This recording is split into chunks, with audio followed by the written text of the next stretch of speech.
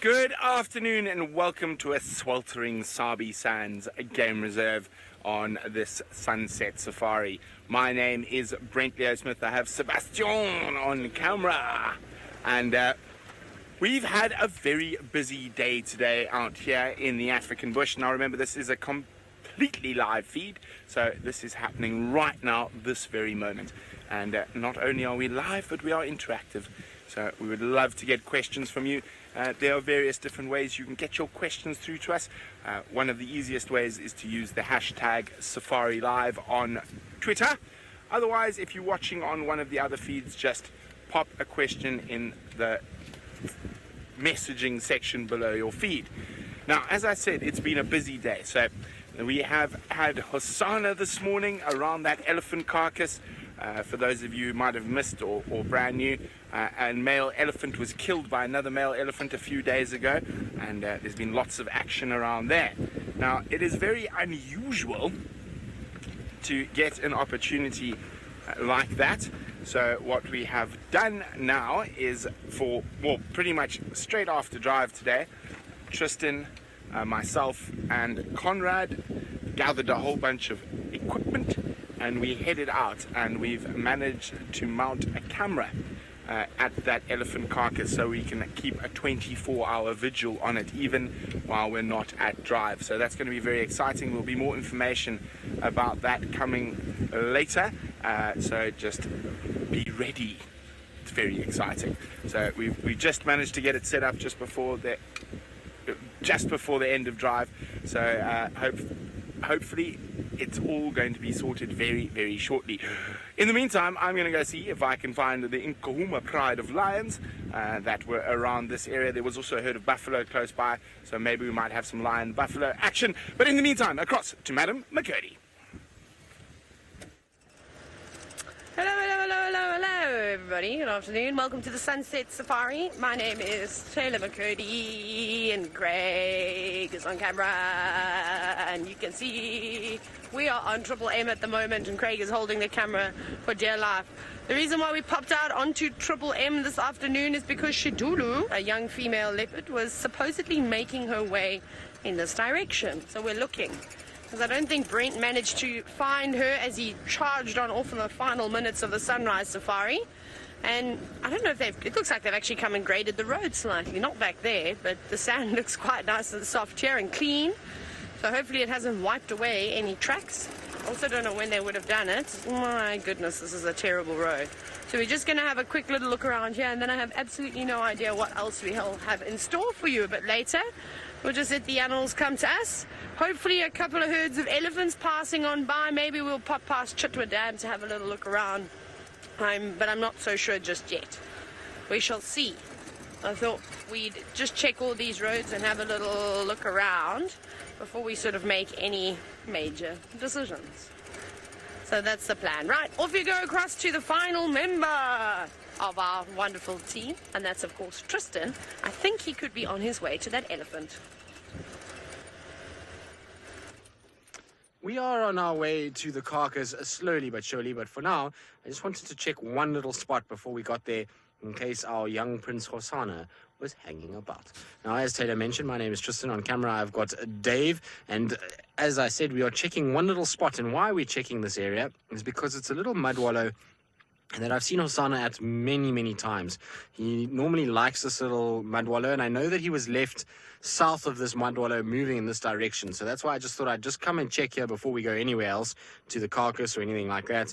I've spent most of the day at that carcass with Brent, and there was no sign of him there. So I don't know where he is right now. I'm going to try and get an update as to the exact last position that he was left, and then we'll try and kind of figure out where he's gone from there. But either way, it will be a good afternoon. Hopefully we'll get some action at the carcass a little bit later. I don't think there'll be too much now, but maybe this evening we'll get something as well.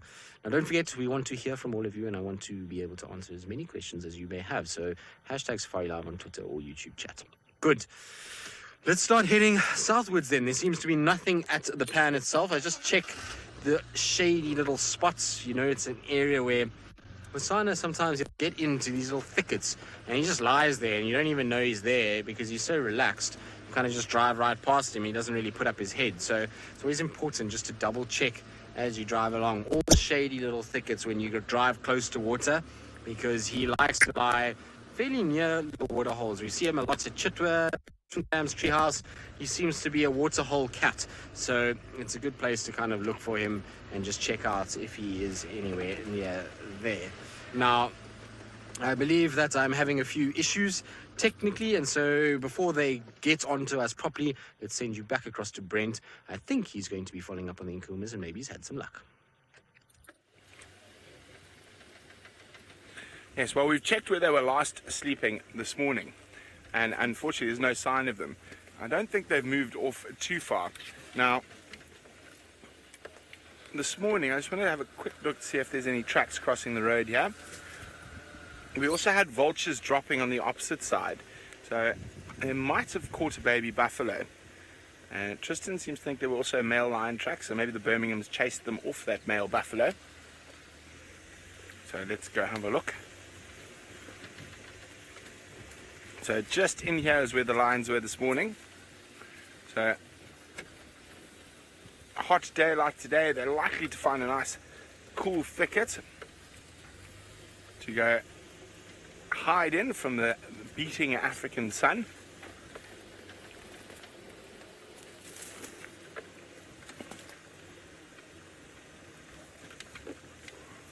Or a nice big marula tree to snooze under. So yes, Tristan, Conrad and myself spent most of the day around a very smelly elephant carcass. Now the quote of the day still has to belong to Conrad, so we stopped by Inga's where Tristan and I stay to collect some water and other stuff like that, and Conrad came to me with a dishcloth. Now you can see where the buffalo were running here. You can see how the grass is flattened. So Conrad came up to me with a dishcloth asking me if I had any deodorant, because he wanted to spray deodorant on the cloth to wrap around his face while we were working around the elephant carcass.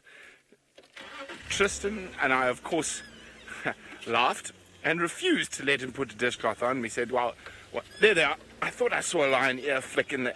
Yes, there they are. I thought I saw a lion ear flick earlier, and that's when I stopped and I saw where the buffalo had been running.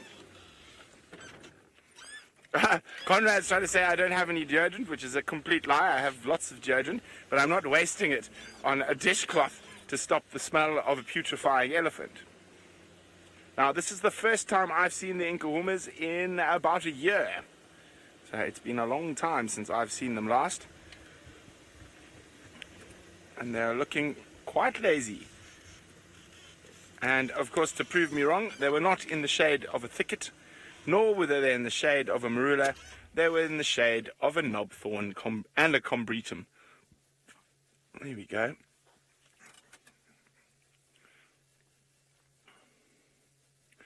So I just want to see how hungry they are. I don't think they're going to move too much during the afternoon safari, but I wanted to see how hungry they are and say, are buffalo not too far away? And we all know how the Nkuhuma pride likes a bit of prime buffalo steak. It is definitely their favorite food.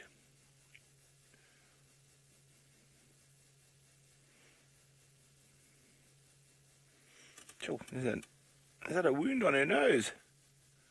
Girls have been in the wars. Or is that just a big tick? It's a big tick.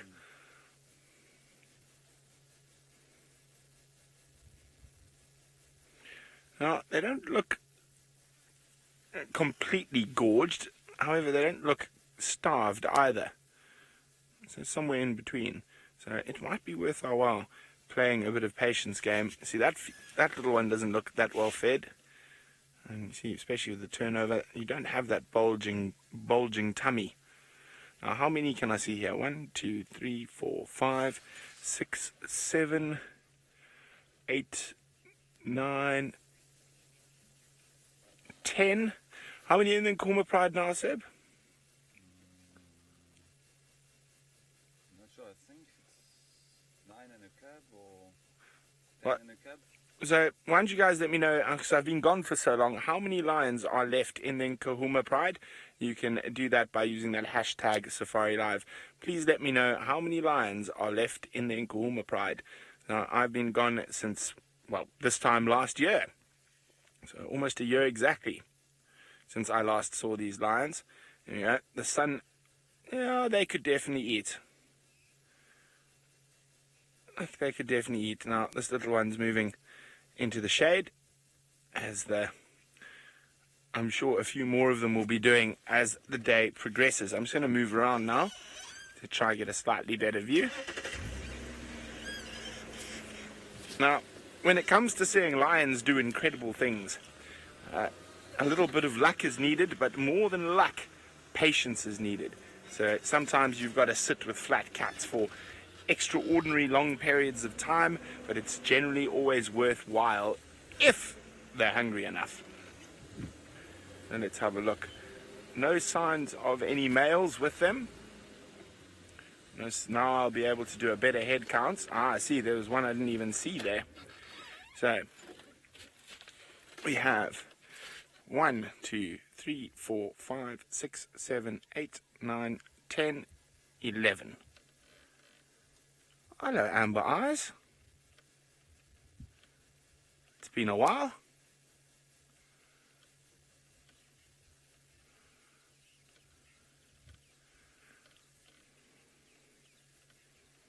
Okay, so there we go.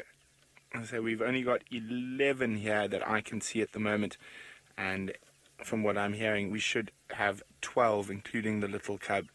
So there is a possibility that that run-in with the Avoca Pride might have not done well for that little cub. Oh, Amber Eyes, you still have the 1,000-yard stare down. It goes straight through you.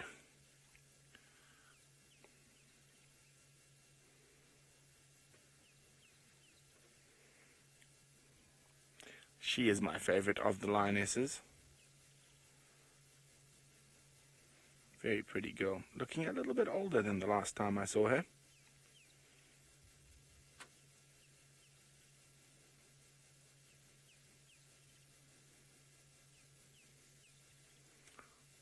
Oh, there's another adult lioness up.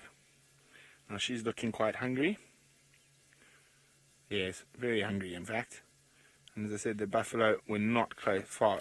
So I said some of the little ones looked okay. Oh, she's got a wound in her right eye. You see that, Seb? Oh, I think, oh, and that wound on the back. Oh, I have seen pictures of it, but I haven't seen these lions for so long. They are looking a little bit bedraggled compared to when I was last with them. They are very hungry, some of these girls.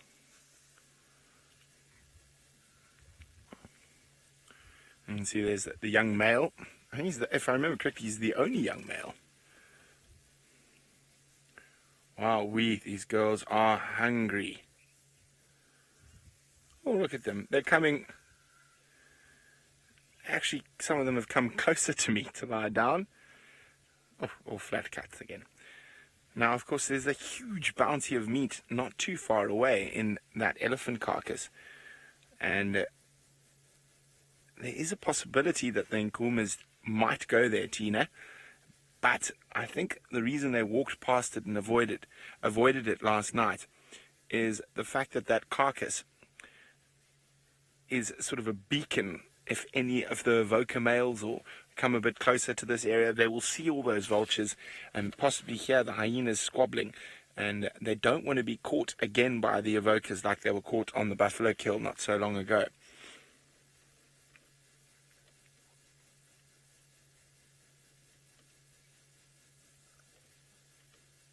The young male doing a little bit of preening, deticking.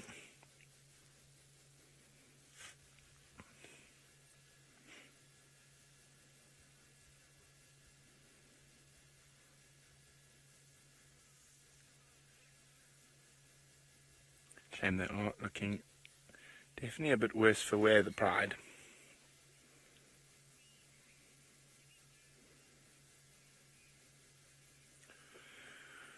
Oh, dearie me.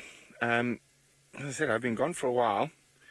And I'm trying to remember which litter Cenac that young male was born into. I'm not actually unsure how old he is now, but looking at him, he needs to stand up a bit, but I'd say he's probably a year, he should be, no, a year and a half, if I remember correctly. He should be about a year and a half. Yeah, July 2016, so just under a year and a half. No, a year and a half. Getting confused.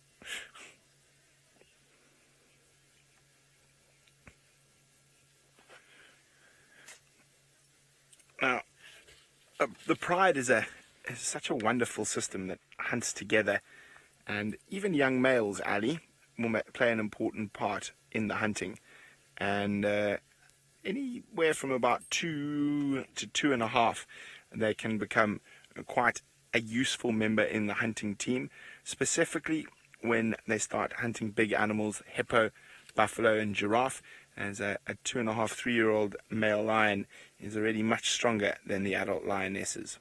He's still a little bit small to be too useful, but you'll probably find if the ladies have caught a buffalo, he might aid in pulling it down or making a nuisance of himself. You never know which.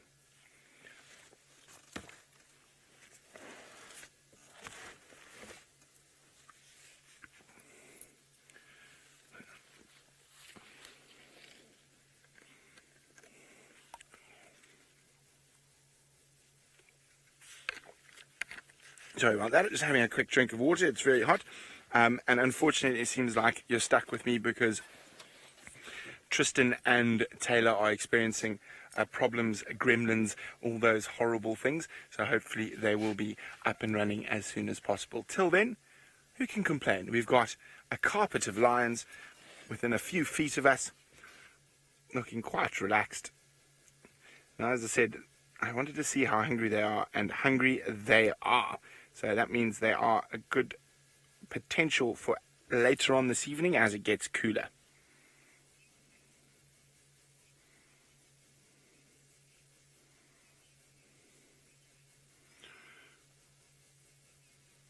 Now, you guys are going to have to help me out to answer some of these questions. As I say, I've been gone for so long. Willow, I'm not sure how old the cub was if it has been killed. And depending on the age of the cub is the significance of the fact that she stopped searching for it. So why don't you guys help me out? Hashtag Safari Live. How old was the youngest member of the Nkuhumas? Because that would have been born while I was in Kenya. So I'm not 100% sure how old it should be or is.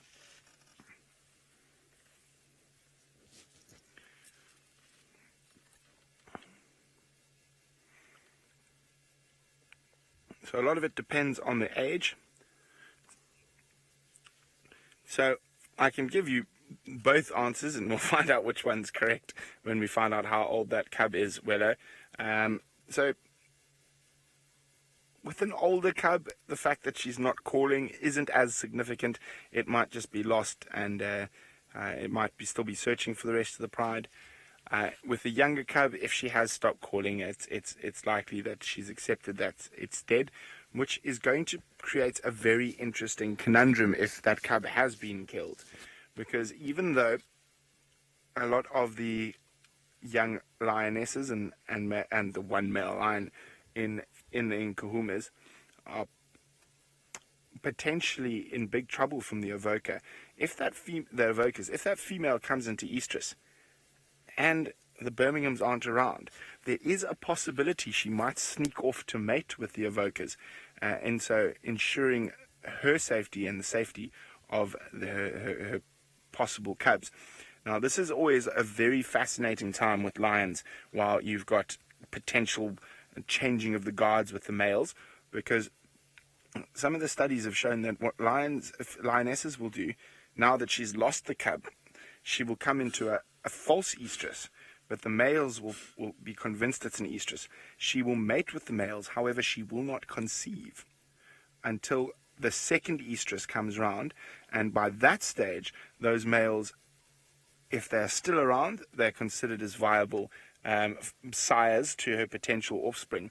And if they're not still around, there's another set of males. There might even be another false estrus. So it's a way that lionesses are able to protect their litters to a degree, with new males coming in, because the Mavocas might come in and then all of a sudden the Birminghams might come back quickly and chase them off again. So it's a very interesting how nature helps sort itself out.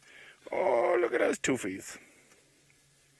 I like young male lions. They always look so silly. They're so really awkward and clumsy.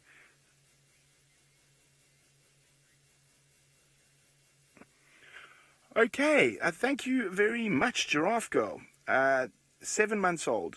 So not calling isn't as significant as if it was younger. It might still be alive, wandering around by itself, but unfortunately, it's so difficult to say. I mean, we weren't able to get to the area where they were caught on the carcass. And I can just tell you that there were just lion tracks on almost every road on Juma that morning after. So there is a possibility she might have escaped and is trying to reconnect with the rest of the pride. Of course, that if that is the case, the longer she is away from the rest of the pride, the more chance there is that she is not going to survive. However, the more likely scenario is that she probably got caught somewhere close to that buffalo carcass by the evokers and was either killed there or maybe died later of her injuries. So unfortunately, life of a lion is a tough one. But in the meantime, one of the best and most productive spots with one of the most excited people I know is Chitwa Dam combined with Taylor McCurdy. Aww. Shucks, Brent, you shouldn't have. So we've just coming up to Chitwa Dam. I don't know if we're going to spend too much time here. All the hippos are very far away, so we will come back a little bit later. But what I spotted on the other side of the dam, we're going to look at the elephant wire, however, there's a bushbuck and a little one, which is quite nice. Antelope species we don't always get the best view of. Hello, you two. As they're typically quite shy creatures. However, saying that, they're shy out in the middle of nowhere, in the wild. But put a lodge up, for some reason they become the most relaxed. And we've got a couple that hang around camp and plague us and eat our plants. They always do that. Remember last year they weren't my friends. I wasn't actually talking to them. I refused to put them on camera. I refused to acknowledge their existence. Them and their nyala. Always eating all the plants in camp. But there they go, back towards the lodge. They just came down for a drink. That's very nice to see. I think they're still having a little drink in that little pan. So again, we just at Chitwa Lodge now. So there is an elephant wire around the camp. That's what you are looking at. And that's just to stop things like elephants from coming through. And I suppose a giraffe. It would probably stop a giraffe from getting through too. Otherwise, hippos, buffalo, quite easily sneak under the fence along with the leopards, lions and hyenas. Nothing's going to stop them. And, well, this is the last spot we saw Tingana. And I wonder where he is. Because nobody seems to have found him. We did have his tracks that went sort of south from here, and we suspect he crossed off our traverse, but I haven't heard anything since then. So we're going to go and examine some areas, I think, and then what we'll do is we'll come to Chitwa a little bit later when it cools down slightly, and then I imagine that all the hippos will start moving to a spot where it's a little bit easier to see them. They're so far out into the middle, it's not very nice. We can also have a scratch around for Kachava. I think that will be one of the many plans. No, I actually said to you, I don't really have any plans today. Right, so we'll keep heading on around here and scratching and seeing what we can find. Off you go back to Brent, who's got some rather relaxed lions.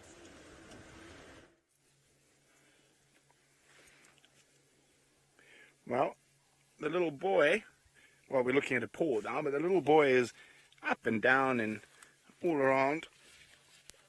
Now, the lions have slowly moved closer and closer to us because it is very hot today, so I wanted to sit in the shade as well. So as the sun has come, I'm getting this carpet of lions moving closer and closer to the vehicle, which is always a wonderful experience.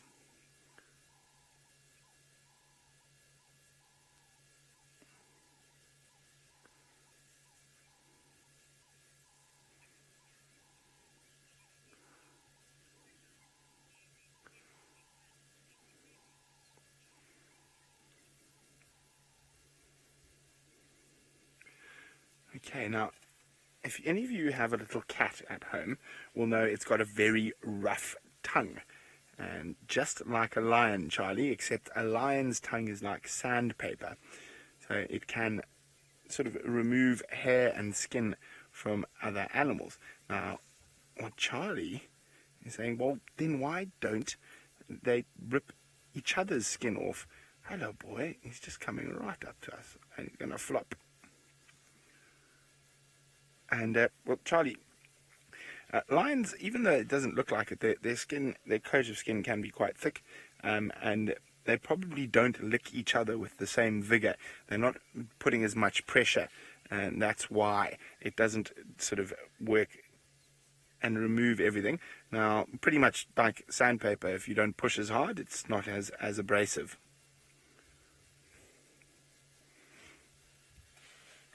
Now you can see the little stable flies are already starting to take their toll on that young male lion's ears, biting off the tips, causing those raggedy edges.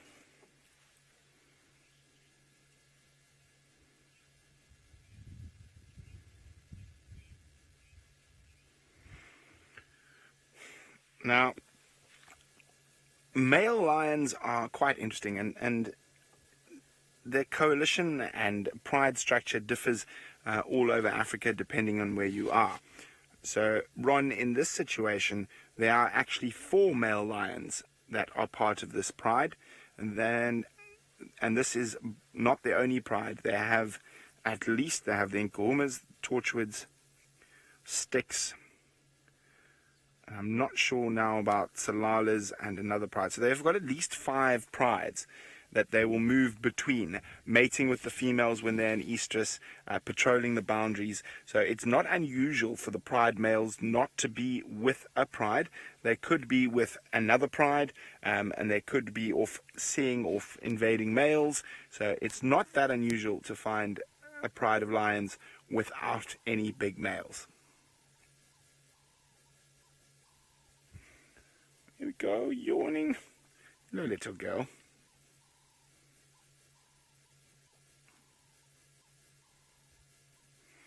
And these lions look quite ragged at the moment, like they've been running up and down, and they have. Oof, shame, they're so hungry. Oh, there's a stick in there, silly. But you can see how tough a lion is. That didn't bother her at all.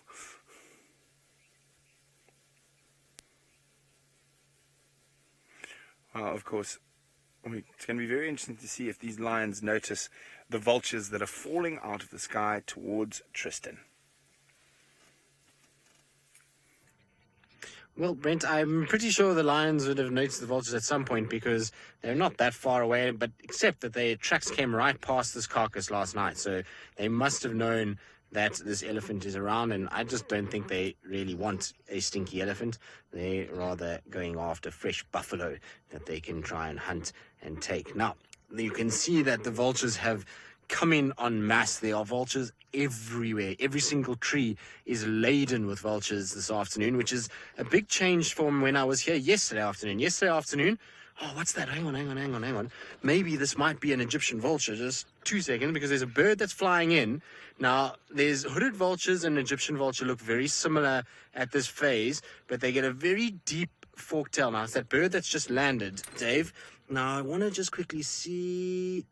No, hooded vulture for now. So the Egyptian vulture looks very similar to that. It's got a very similar look to it, and it has a big diamond-shaped tail. And there is one that is flying around the Kruger at the moment, and Brent and I have this thing that we have the feeling that one of this Egyptian vulture is going to arrive at this carcass, and we're both kind of betting who's going to see it first, and I'm sure that somebody's going to get it right at some point. I feel like it's good vibes, and maybe we'll get lucky. And when you get thousands or hundreds of vultures like we've got now, you'll have a situation where maybe, just maybe, that Egyptian vulture makes an appearance, which would be really cool. Now, I believe Brent is fist pumping into the air that I didn't get to see it because, like I say, there's a bit of a competition between him and I about this because we both, like I say, we both have a feeling that it's going to come, and it's just a matter of who sees it first, if it does. So we're having a bit of a kind of go at each other about it. But Brent and I have spent the entire day at this carcass, and we have set up a camera, as Brent said earlier, that we're going to try and get to you guys as soon as possible. So we will be going live with a camera at some point so that you can watch what goes on at this carcass 24 hours a day, which is very, very cool. Now, at this point, I want to try and see if any of you can actually spot where we've done it. So this is the tree, and we have set up a whole situation with all of it, and we tried our very, very best to try and hide it as much as possible so that nobody could really pick up what was going on, and that it's not as obvious, because obviously there are guests that come into the sighting. We don't want to sort of disrupt their photos and things like that. And so if you look at the marula tree, straight up into the center of the marula tree, up a little bit further, there we go. So there is a little radio receiver that goes to our mast. It then comes down the tree, the cable goes down, and then it cuts at a 90-degree angle to the left, following the tree line, across there, then down into the trees, and then down a little bit further, and there you can see a little white spot of the camera to the right a little bit. There it is. And so there's the little camera that is in the tree itself that we've camouflaged as best we can so that people don't really know what's going on. And that will hopefully bring live pictures of an elephant carcass to all of you at some point soon. Now, unfortunately, we're not ready to go live just yet. We just installed all the hardware. Now it's time just to get everything sorted out, and we will let you know as soon as it is available and is able to go live. So hopefully you guys will enjoy all of that. But anyway, that's been the story of our day. So I'm actually, funny enough, driven into the sighting, and there's this waft of dead elephant, but it's not really worrying me anymore. After spending 3 or almost 4 hours at this elephant during the course of today, it hasn't really smelled too bad now at all. It's kind of in the nose at this stage and has kind of blocked everything up, and so all I can smell is dead elephant actually, and I've gotten quite used to it. No, Rebecca, no dishcloth with deodorant. That was Conrad that asked for that, and he didn't get it, but he did survive. So Conrad at times was kind of a bit green around the gills, but he handled himself like a champion. And exactly, Rebecca, he's a fighter and a champion. And so, no, actually, Conrad is seriously a fine fella, and he did a really good job with all of this. It's not easy to get these things installed when you're climbing up a tree full of vulture droppings and it's getting all over you, and it's really not a very pleasant experience. So he did a good job. So Penny Pine, difficult to say. I think hyenas probably have got the best shot of getting to the brain first, although you'll have a situation where vultures and beetles and all kinds of flies, in terms of maggots, are going to try and get in there first. Now, Brent and I, when we were here earlier, had a really good look at this carcass. We got up nice and close, and we were trying to just kind of see what was happening in there. And we can see that they're trying to get to the brain, but they haven't quite got it right yet. You can see, look at this hyena, how it's digging in to the top of the head there. They're trying to get towards the brain, but they haven't quite managed it just yet. So the two of them are going to town on that top side, trying to get to all of those kind of fillets as well as the brain section as well. And they really are going crazy. Can you imagine what it must be like to put your head inside there? The smell and the claustrophobic feeling it must have when your head is deep inside a hot, sort of humid elephant carcass. I don't think it would be something that many of us would want to do, but hyenas look absolutely thrilled at the fact that they're able to do it. You can see they're even salivating a little bit from it. Now, very aware of what they're doing. You can see they're looking around quite a bit, and that's because any time you have hyenas feeding on a carcass, they know that at any point something like the Nkuhuma Pride, the Birmingham Boys, the Avoca males, even a leopard could arrive here and could chase them. And so that's why they feed a little bit and then they pop their heads up so that they don't get caught off guard. Now, last time we had a dead elephant that I was at in the northern Sabi Sands was near Chitwa Airstrip.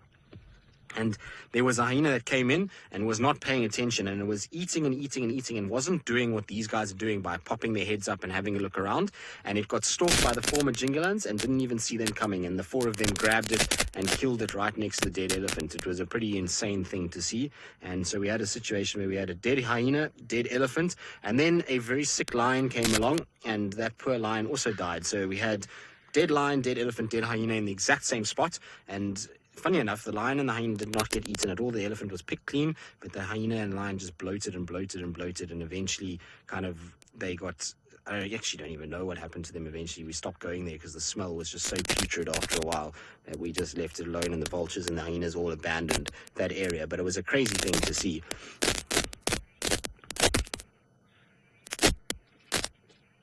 Now, I believe that I've got a few little issues with my audio again on Jigga. It's probably because of how warm it is. And so while we sort this out, let's send you back across the break from those yawning lions and see if they're thinking about getting up. And it is hot indeed. Hopefully Tristan can sort out his audio quite quickly, and we'll be back. Now, isn't this amazing? So we haven't moved a muscle, and the lions have moved closer and closer to us. So I don't want to move the car to disturb them. You can see they're completely relaxed, and as long as we stay completely relaxed, everything will be perfectly fine. And I must say, this is one of my happy places, this close to big cats, and so nice to be back with the Nkahuma Pride. Now, I think I'm setting up shop here for the afternoon. I think this is definitely a patience game. With the lions being that hungry, there's a very good chance they're going to hunt this evening. So if you want to see all sorts of fascinating things, you've got to be able to do the time with the flat cat. And if I had to work out how many hours over my life I've spent with flat cats, it would work into months, if not years. But I say I not met much. Well, wouldn't really want to be anywhere else. It is just wonderful to be sitting right next to a pride of lions. And we're sharing the shade because it is blisteringly warm today. And you might notice that Tristan and I are looking a bit red, redder than usual. And that's or more red than usual. It's because we forgot sun cream when we went out to put up that camera, so we got a little bit of a sunburn, but we'll be okay. Fortunately, I think we'll survive. Oh, can you hear that bird calling? Must be one of the last Leveland's cuckoos of the season. They'll be leaving quite soon, heading north up to the Sahel. This little guy is so fidgety. He's itching and then licking one of the lionesses, and he's chewing on some grass. Now he's going to lick his backside.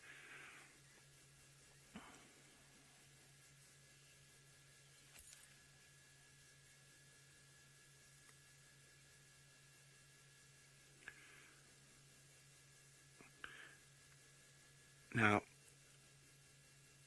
for those of you who've jumped on a little bit late, we're wondering about how old this little lion, male lion, will start, what age he'll start hunting at. Addy, it depends. For anything from about 2 years, but still from that age, he's often more of a hindrance than a help. But from about at 3 years, they can be actually very useful when it comes to taking down large prey like buffalo. Hang on. 1, 2, 3, 4. No, it is 11. I thought I miscounted a bit earlier. I just had a quick look. But, yeah, so anything from 2 years, he's going to be strong enough to be useful. But what often happens is patients let the little males and the little females down, and they often give away the position of the lions during the hunt. And then anywhere from 3, he could be pushed out of the area, depending. Now, with current lion climates at the moment, and we're not quite sure what's going to happen, because the Birminghams, of course, did not hang around. They disappeared down south after coming up, roaring at the Evokers. And the Evokers didn't go that far. They just moved a little bit further than they were, and have now moved back down to the east, sort of in prime Birmingham country at the moment, in Buffelshoek. So it's going to be very interesting to see. Fortunately for the Nkahumas, in this section of Djuma, at the moment, they're about as far away as they can get from the Evokers while staying on Djuma. So long may they stay here, the Evokers can go fiddle around down in the east. Oh, she looks like she's enjoying that. A little bit of loving. Now, these little tender moments between lions are very, very important, and especially in a pride that's under pressure like this. So they're very hungry. So if they do catch something, particularly something small, it is going to be an absolute bun fight for that food. So these little tender moments that the lions share, it's called allo grooming. It helps reaffirm the pride bonds and make sure everyone will get on after they forget all their table manners around a carcass.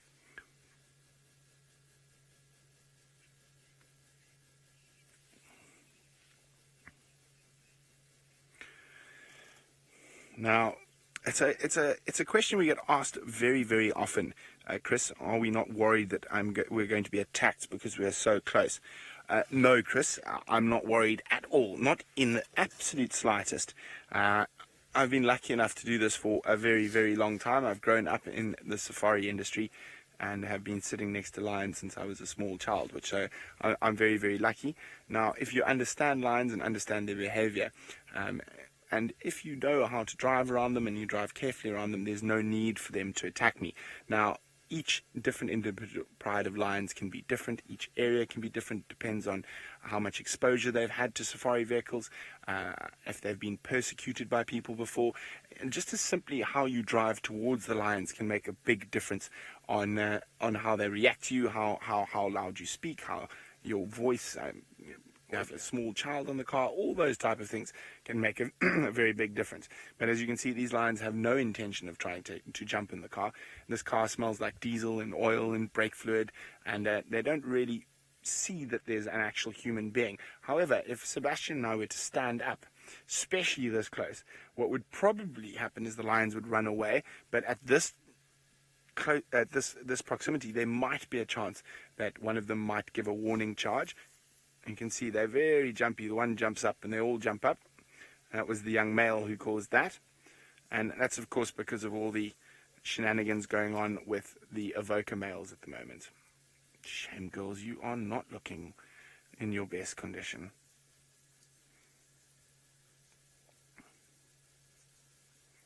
So that wound is healed incredibly well. For what it was. I remember Tristan sending me pictures of it while I was in Kenya, and it's incredible how resilient these big cats are to wounds. So as you can see, I'm not very worried about them jumping in the car. Well, actually, I'm not worried at all. Now, as I was saying, there we go, that's what I was saying. If I stand up, however, they might attack or run away. But again, that is very, very unlikely. They would normally run away, and that's because they might recognize the upright figure of man, and man's the dominant diurnal predator. As you can see, they're literally going to surround us if they keep up at this. Now, Taylor's down in the east of... Oh, sorry, I just heard something there. Sorry, I got completely sidetracked by a bird call. Taylor's down in the east of Chitwa looking for Kachava.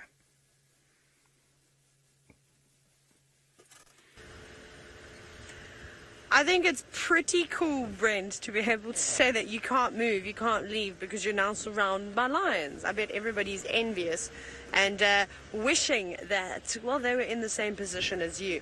Now, we've been driving around on Chitwa, battling all sorts of signal gremlins this afternoon, and we haven't really seen much just yet. I don't know why, though. It's the most beautiful day. It's not too hot, it's not too cold, it's not too windy.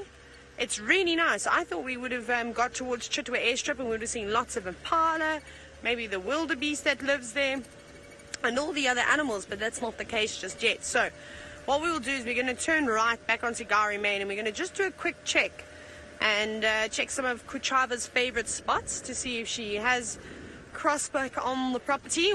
Wait, see where she's been hiding. And if no luck, then we will start to go down towards the dam. So that's the plan for now. We've barely even seen any birds this afternoon. I can't actually believe it. But watch, I say this now, and hopefully we'll get some more birds. Maybe we'll even get some more dwarf mongoose sightings. That would be quite nice. So we'll definitely try and find some of them. So this section over here, she's been enjoying quite a bit. Absolutely loving this eastern corner in Chitwa. And then this sort of section in Torchwood as well. Now, there are not many people that drive around in Torchwood, so I bet she has the best time ever. All on her own. We know that Kuchava's not the most relaxed Sabi Sand leopard, but she will get there. the more and more encounters she has with vehicles, the better it's going to get. So there's a car behind me. I'm going to pick up the pace. I should quite easily be able to see leopard tracks scooting along the ground over the sand. We'll turn off right in a minute, I promise. Rebecca at one point tried to give me directions because I said I don't know where to go this afternoon, but the directions that she gave me would have led me into Simbambili, where I can't drive. So we decided not to follow her directions.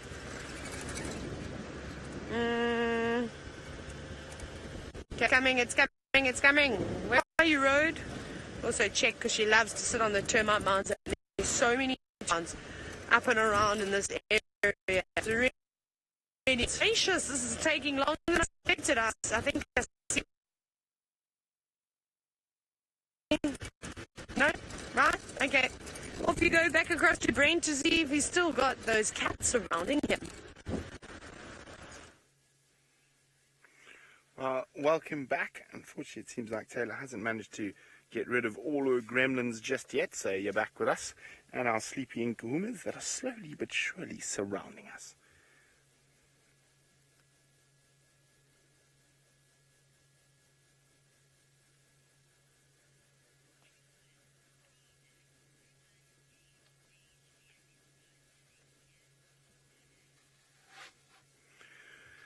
Now, as you can see, that a lot of the lions are starting to get quite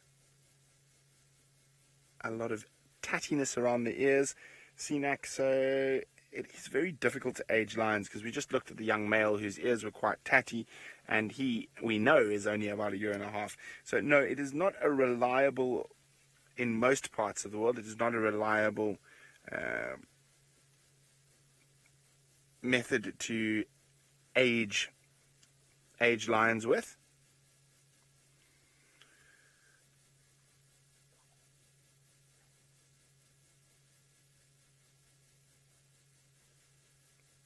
So I know teeth are probably the most reliable way to age lions as a general rule, but of course it's sometimes quite difficult to see their teeth, and so when lions are darted and stuff like that, then yes, they are. That sometimes you'll measure their teeth, have a look at their teeth to see if they have been broken, or I know you can age lions from their teeth, but it is quite difficult, and I am definitely no expert in that.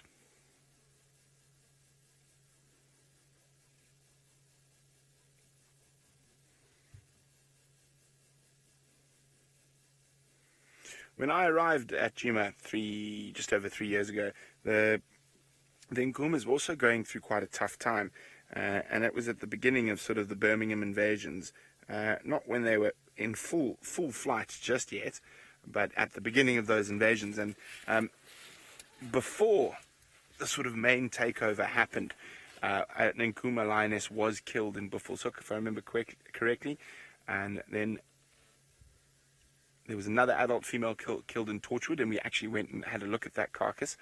And then that sub-adult female was killed in Simbambili. Oh, head up. So as the sun moves, they've got to move, and they keep moving closer and closer to us. Let's see what she does. Apart from having a little scratch under the chin.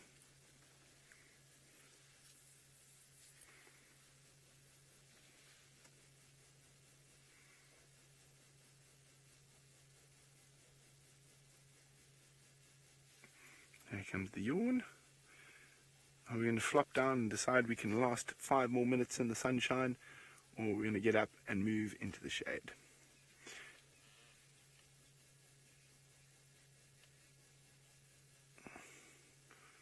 Now, the arch nemesis of the lions, apart from other lions, is hyenas, and it looks like one's just arrived at the elephant. They are indeed, and they are tearing into this carcass a little bit. So all the vultures went flying off, and we had a whole bunch of alarm calls for Franklin's very close by, and hyenas all kind of got a bit scared. So we moved a little bit to investigate, and can't see anything at this stage, but maybe Hosanna is hanging around still somewhere in this area, and maybe he's just creeping about on the fringes and that's why we can't see him. But the hyenas are significantly worried that they keep kind of trotting off and then looking down towards Twin Dam. So I wonder if maybe something's lurking in Twin Dam's area, and that's why the vultures all took off. The hyenas are a little bit worried. But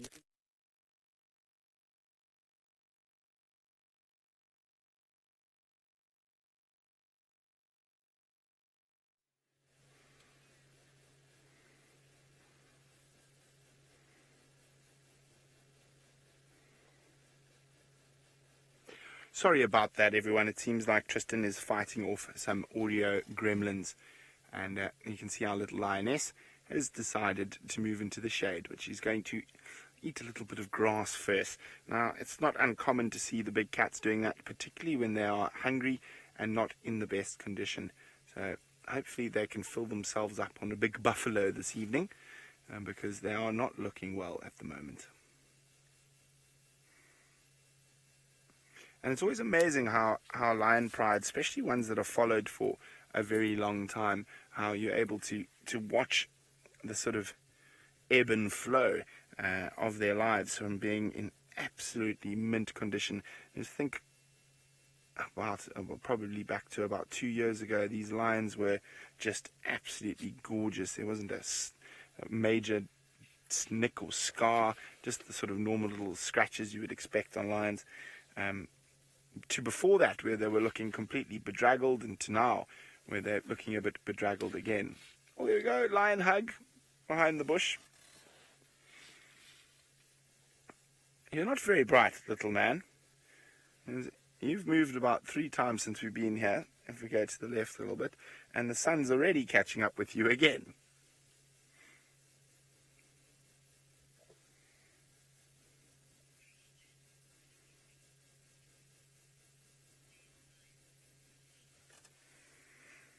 Now, as I say, we've been discussing lions, of course, since we're sitting right next to lions, and you get some very large coalitions from time to time, Patrick.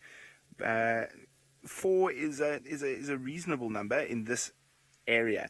Now, again, a lot of this type of stuff is area dependent, Patrick, rather than species dependent. So, in this area, it isn't very, very well known for large coalitions of male lions. So a lot of coalitions start bigger, and by the time they settle after the battling phase are smaller. For example, the Birminghams actually originally started as 5 males. One of the males was killed by a wound from a buffalo. Here we go, silly boy, you got to move again.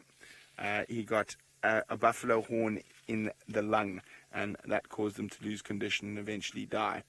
So the largest coalition we've heard of was the sky bed males, and I think there were 9 of them. But coalitions of that size don't normally stay together forever.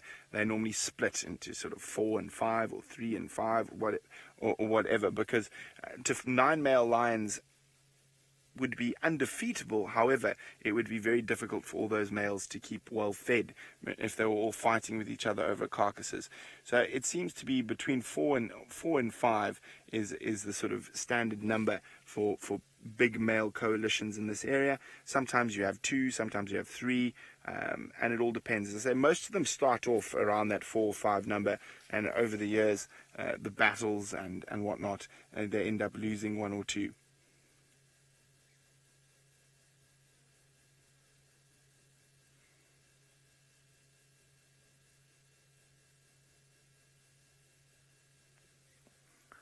Very flat cats.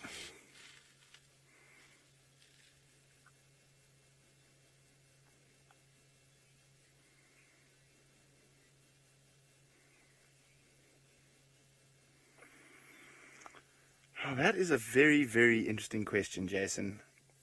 Are lions able to smell fear? I don't believe so. I think lions are instinctive animals. I don't think they smell fear. They read body language. So what often happens is that, and if you ever have to walk on foot into lions, which we do from time to time, the most important rule is whatever you do, don't run.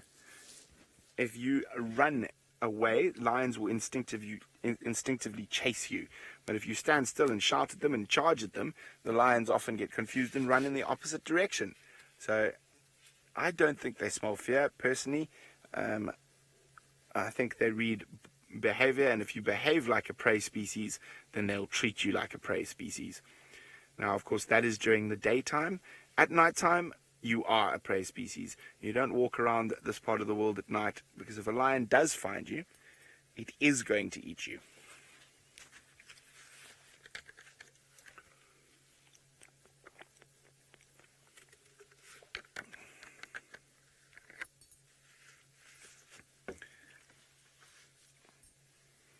I'm surprised how long Amber Eyes has managed to survive the sunshine without getting up and moving into the shade.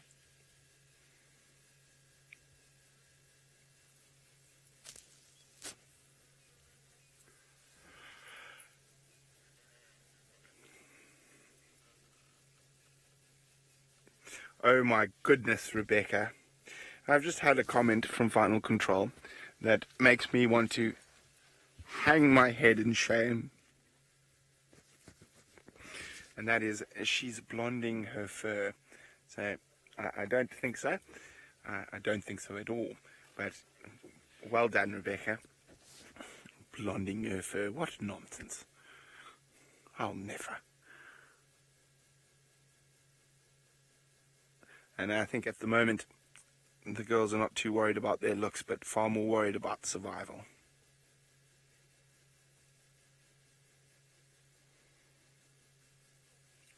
Now, that herd of buffalo, as I said, this morning was probably only about 150 meters from here. I'm not sure how far they've moved during the day. Hopefully not too far. So I'm wondering if the Nkumas are going to get on their trail as it gets cooler this evening.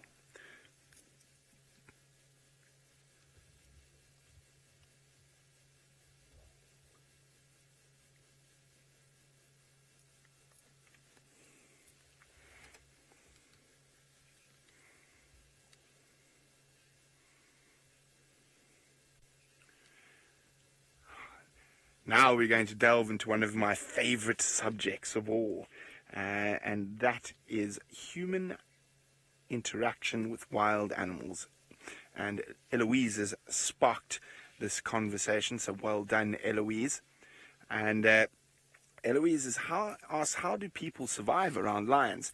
Well, Eloise, your ancestors, my ancestors, all of our ancestors had to learn how to survive around lions. Modern-day human beings and modern-day lions evolved into their current forms around the same time, somewhere between 200 and 400 or 500,000 years ago. And we shared the same ecosystem. So, at the end of the day, all people are Africans, as the origin of mankind happened in Africa, and we spilt out from there. And through a couple of different mass exoduses, when there was land bridges between Asia and Africa, and then from there we spread and spread and spread and spread. And unfortunately we didn't stop spreading. We could have stopped spreading a little bit, but so lions and human beings have had a very long and interesting history. So that's why during the daytime lions will run away from you 99% of the time. Human beings are the dominant diurnal predator, and a group of men can kill lions during the day quite easily, also due to the fact that lions struggle to deal with heat. So if you can push lions enough and get them to raise their core body temperature, you can actually run up and stab them quite easily, as the Maasai people have done up until the recent times. So, if we can chase lions during the day, we can chase most animals during the day, and most animals are scared of us during the day, even the great elephant bull. And that means we had to have a time where we weren't dominant, and lions evolved to become the dominant nocturnal predator. There's that little creeping sensation that comes in at the back of your neck as the sun starts setting. And even if you're living in New York City or Miami or LA, London, Moscow, St. Petersburg, Beijing, Kolkata, I'm trying to think what other cities, Kuala Lumpur, Singapore. You want to go home when it gets dark. Now, modern humans, to a degree, have started to lose a little bit of those instincts. Not the ones who live out here. I guarantee you that those instincts are still quite strong with us. You want to go home when it gets dark. Now, that is actually a remnant instinctive response in human beings. Because at the end of the day, you must remember, we are also animals, and we do have instincts, and we rely on those instincts without even realizing it sometimes. So that. Am I sitting on my radio? I might be sitting on my radio. I apologize if I am. Yes. Oh, okay. I was sitting on my radio. Apologies. Apologies. Now, where was I? Oh, yes. That little tingling feeling that makes you want to go home. And that's a remnant. Well, it's not a remnant. It's an instinctive response. Because you know, without knowing, that when it gets dark, you're not the boss. Danger lives in the darkness. The lions can see 7 times better than we can. And when they will run away from us during the day, at night, we are just part of the food chain and they will eat us. And that is why human beings like to go back to their cave, or in these days, houses or apartments, to get away from the potential danger. And it's not only lions, it was bears, it was hyenas, there were saber-toothed cats at that time. So very, very interesting. Now, there's a lot of different theories around, and one of the more interesting theories for me, what are you looking at, little lioness? What are you looking at behind us? Is there an impala or something unsuspecting wandering this way? I can't see anything. Nah, she's given up now. And one of the more interesting theories is about modern day humans, lions and hyenas, because we all evolved around the same time, and we are what we are because of each other, because of those interactions, those interactions between us and even our ancestors before that. A lot of our behavior, defensive mechanisms, as well as lions and hyenas' behaviors and defensive mechanisms were caused by each other. Oh, her claws are out. Is she behind the bush? She's put them away. Oh, she was having a little stretch of the claws. It was quite scary. That's why you want to be home when it's dark. Otherwise, you can feel them sinking into your shoulders, and then crunch. And that's all she wrote. But so there's very interesting stuff with, and if you look at the evolution of human beings and predators, as we played a big role in how each other evolved. Oof, we're going to have to try to do what the lions are doing, Seb. The sun's catching up with us. Okay, so we're going to do what the lions are doing. And we're just going to move slowly into the shade, just like they've been doing next to us. So while we do that, Taylor's back at the Chitwell waterhole. We are almost back at the waterhole. I'm just quickly going to herd the Egyptian geese back in. In you come. Go to the water. Some are going that way, some are going this way. Where are the baby orcas? No? No baby orcas? That's the Egyptian goose goslings. For those of you that don't know what I'm talking about, they look like baby orcas. It's quite cool. Ever since that was mentioned, I cannot look at them any other way. Okay. There is a little 3-banded plover. I like watching the 3-banded plovers. They're quite funny. Oh, Snappy! Go, Snappy, go! Look at it! Oh, that's so funny. Look at the blacksmith lapwing. What are you doing? Just sitting down. Is that where your eggs are? It wasn't making any sounds, as if it was going to mob it. But let's see if Snappy gets up and starts moving again. I wonder if that blacksmith lapwing will follow. Like they're just mimicking one another. But they're quite big now. They must be... Are there eggs there, Craig? I think there might be a nest there. If it stands up again, we've all got to look very, very carefully at that blacksmith lapwing. Oh, it's so hard to see, because those eggs are also camouflaged. But I reckon, though, if there were eggs, it would have been shouting, like they typically do all the time. But that's so cool. This little crocodile is going to grow up very quickly, especially in the first couple of years of its life. No, maybe there's no eggs. And every time I see them, I feel like they've got a little bit bigger. Now, we know crocodiles don't need to eat all the time. But when you are this age, when you're only, I don't know, a couple of months old, maybe under a year, you're going to eat fairly regularly. And they're not feeding on big things. They'll be catching fish. They might be catching the odd bird, maybe an Egyptian goose, gosling. That'd be a perfect meal for one of them. Other small crocodiles, even smaller ones. Lots of things. They eat a variety of different things. But I think they'd be feeding on a lot of fish here. I think there's plenty fish. Look how it's just keeping really low down to the ground now. What are you doing, blacksmith lapwing? Are you sitting on a nest, or are you mocking this poor little crocodile?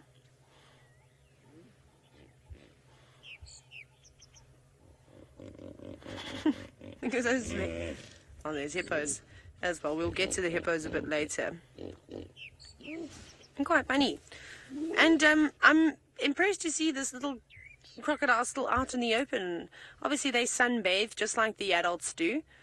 However, when you are that small, you run the risk of being snatched up by all sorts of predatory birds. I mean, my goodness. You know what? Snappy better be careful, because if a family of ground hornbills, southern ground hornbills, came through here, I don't think that they would leave this little guy alone. Now, he looks bigger than what he is on screen, but remember, blacksmith lapwing is not particularly tall. It probably is... how tall is a blacksmith lapwing? Maybe 25 centimeters in height. Let me have a look. Let's see if it tells me that on my bird app. So it just goes to show, there we go, as you zoom out, you sort of get more realistic idea of how big Snappy actually is. Where are we looking? Lapwings. They've got very long legs.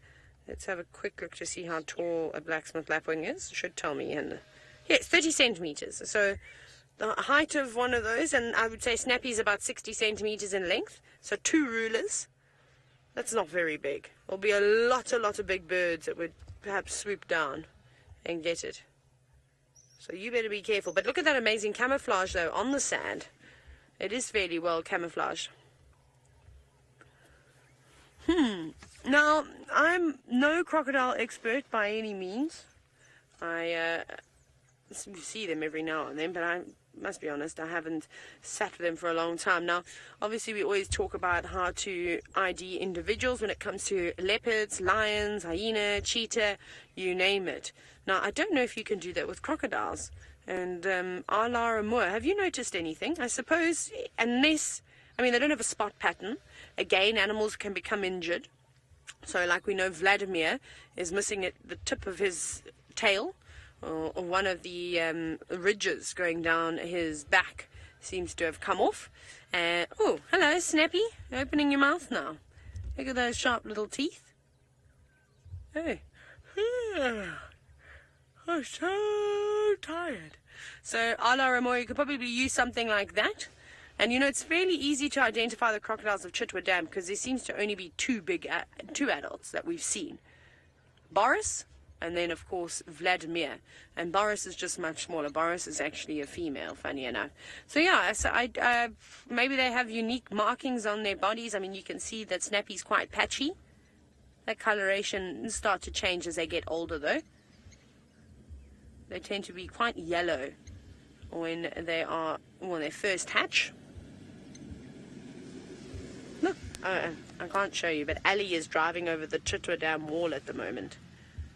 She's helping me find this male leopard that we were tracking. Oh, I didn't even get to tell you, we were tracking male leopard. We had the tracks going round and round and round. So she's giving us a hand. Shall we go up a little bit further to see? I did see some little orcas on the banks. Ooh. Hello, Tesla, my favorite little friend. How are you? I hope you're well. It's nice to hear from you. How's school? Is it fabulous? Are you doing your homework? Are you listening to your mom? I hope so. I hope your brother Ben is also fabulous. I don't know why fabulous is today's word. Tesla, see how many times you can use it. Now, obviously we were discussing things that the dragonflies can eat. Tesla, I don't know if a baby crocodile would eat a dragonfly. I think a dragonfly may be too quick. No, did I miss that completely, Bex? Can I have it again? Oh, come back, goslings. Oh, did I get it right? Oh, what do I know? Okay, my bad. But there we go. Tesla answered your question. So I think they may be a bit too quick, unfortunately, for a little crocodile.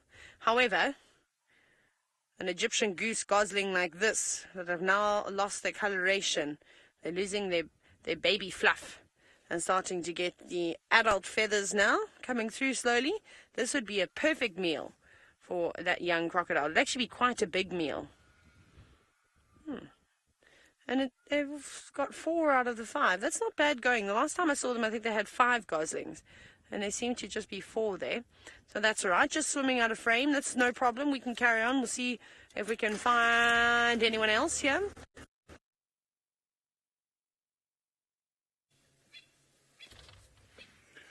Oh dear, the gremlins seem to be out and about today. Hello, lions.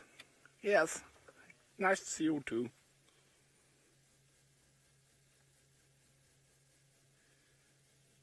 Oh, they always manage to put themselves in some very strange looking situations. Don't they just?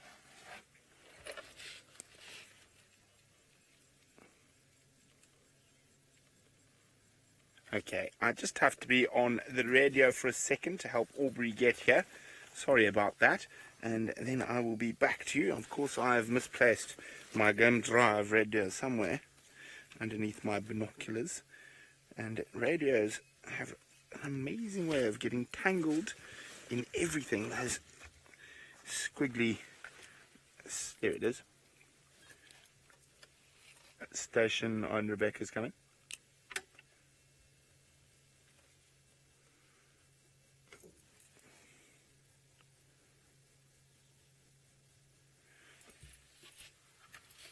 Sorry about this, everyone.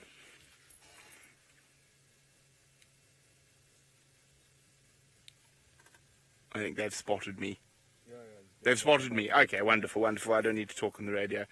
Now, lion pride dynamics are very interesting, and they do change depending on whether you're a boy or girl, Neela.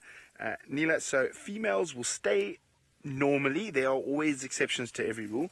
Females will normally stay within their pride for their whole lives, and only if a pride becomes very, very, very large, say over 30 or 40, then they will split and form sub-prides that will eventually become completely separate prides. But as a general rule,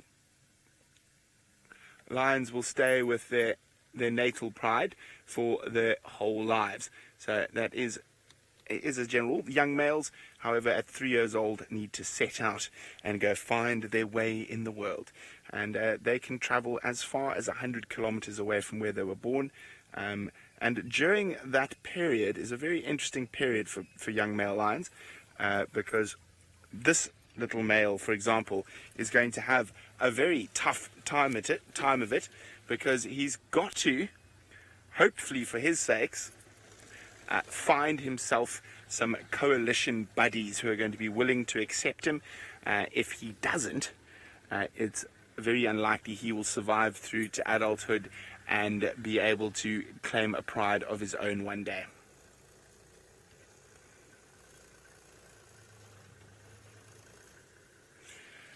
Now, while we continue to play the patience game with the Inkahumas, let's go across to Madam McCurdy, who's looking at some feathered friends. We are looking at the feathered friends because they actually seem to be staying around today, so might as well take advantage of it. But here we have a great egret. Beautiful birds, very tall, very easy to identify because they've got just plain black legs, whereas the little egret has got yellow feet, and the intermediate egret has got, well, half yellow, half black legs. And an interesting fishing technique that it's taken up, perched on a branch. So I suspect it's taking advantage of the deeper water. Now, obviously, these birds can't swim like ducks and geese or little grebes, so it needs to perch itself on a bit of vegetation if the water is too deep, and we know that it's fairly deep down in the middle of Chitwa Dam. But because there's that tree there, you'll find that there'll be a lot of fish, again, coming and around, swimming around it, using the shade, that the shadow that's being casted by that dead tree.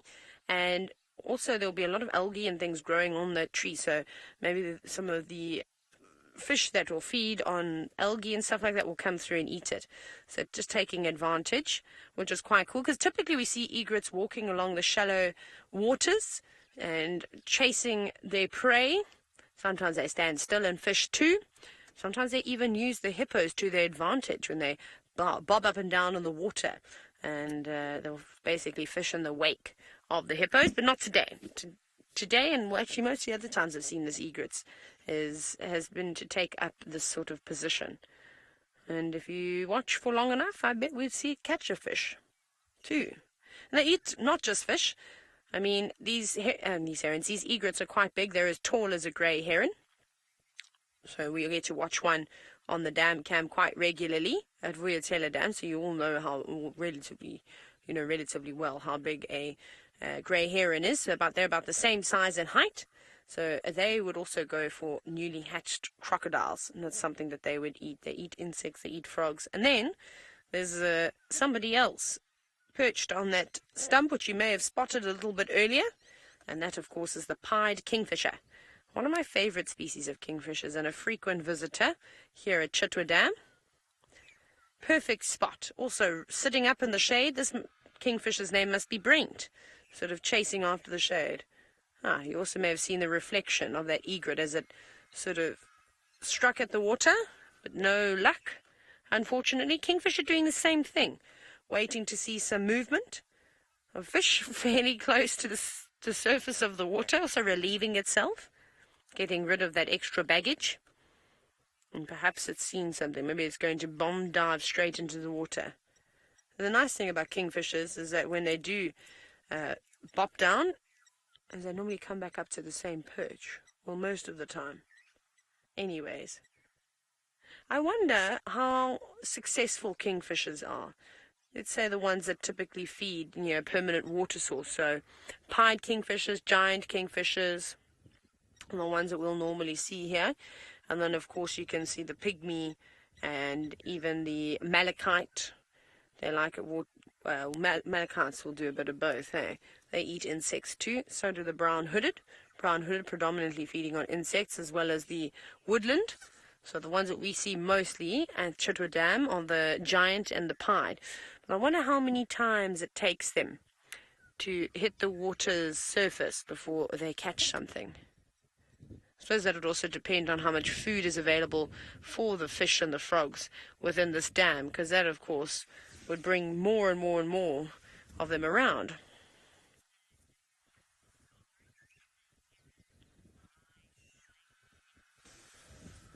I don't actually know the answer to that one. What is the difference between an egret and a heron? From Rhizaiga. They're fairly similar. I'm not actually sure what differences they sort of have. I mean, they've got a very similar beak structure. They've also got very long legs. They can fly. They use very similar nesting habits. The same sort of snake-like neck that they shoot out. Very similar fishing habits as well. I'm not actually sure exactly what the technical differences are. I wish I had my massive bird book with me. I don't like to bring that out because it gets damaged over here. But for me, I mean, just looking at them, to me they don't look like herons. Egrets are typically white in color. And we can see, we don't really have any white herons. Not that we get here. I don't actually think there's any white herons in the world. Maybe there are.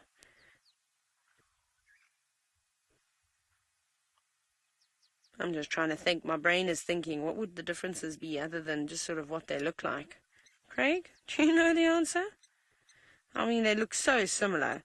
They're just egrets, white, typically with yellow, some form of yellow on their beaks. And then the herons that we see are typically grey in colour. We've got some dark markings on them. The Goliath heron obviously has a bit of sort of a rusty colour on them too, which we see every now and then. We don't get to see them very often though. Then you get the smaller heron species, like the greenback herons, which look absolutely nothing like the egrets or the bigger herons. So quite interesting. We'll have to do a bit of research here. I'm pretty sure I forgot this answer. It's just in a filing cabinet somewhere that I've forgotten about it. But I'll have a look in my massive big bird book when I get home. Right, off you go to Tristan. It seems as though he's managed to beat off the gremlins this afternoon. Well, hopefully we have a situation where Jigger's going to behave itself now and we'll be able to keep our audio working. Just gets hot and then we have to go and find a shady spot and wait until it cools down. Anyway, we're still with our carcass. The vultures are back and numerous hyenas coming in and out, and it's amazing to watch the social dynamic between these animals. You'll find that they come in. Oh, there we go. A bit of vulture chasing. It's always a good pastime for a hyena that's not exactly full just yet. When the fuller they get, the less they chase the vultures around. But there's been a number of individuals that have come in here that seem to be very low ranking. They've got tatty ears and they kind of crouch down and they tuck their bums in as though almost like if wild dogs were around and biting them on their bum, and they just kind of make these low little groans as the others feed. So it's a really interesting kind of behavior that you're seeing from them. And there's a total 4 different hyenas that are around at the moment, and then there's lots of francolins still making noise all over the place, and the hyenas keep looking in the direction of those francolins. Now you see, why did they just run? Oh, I think they got a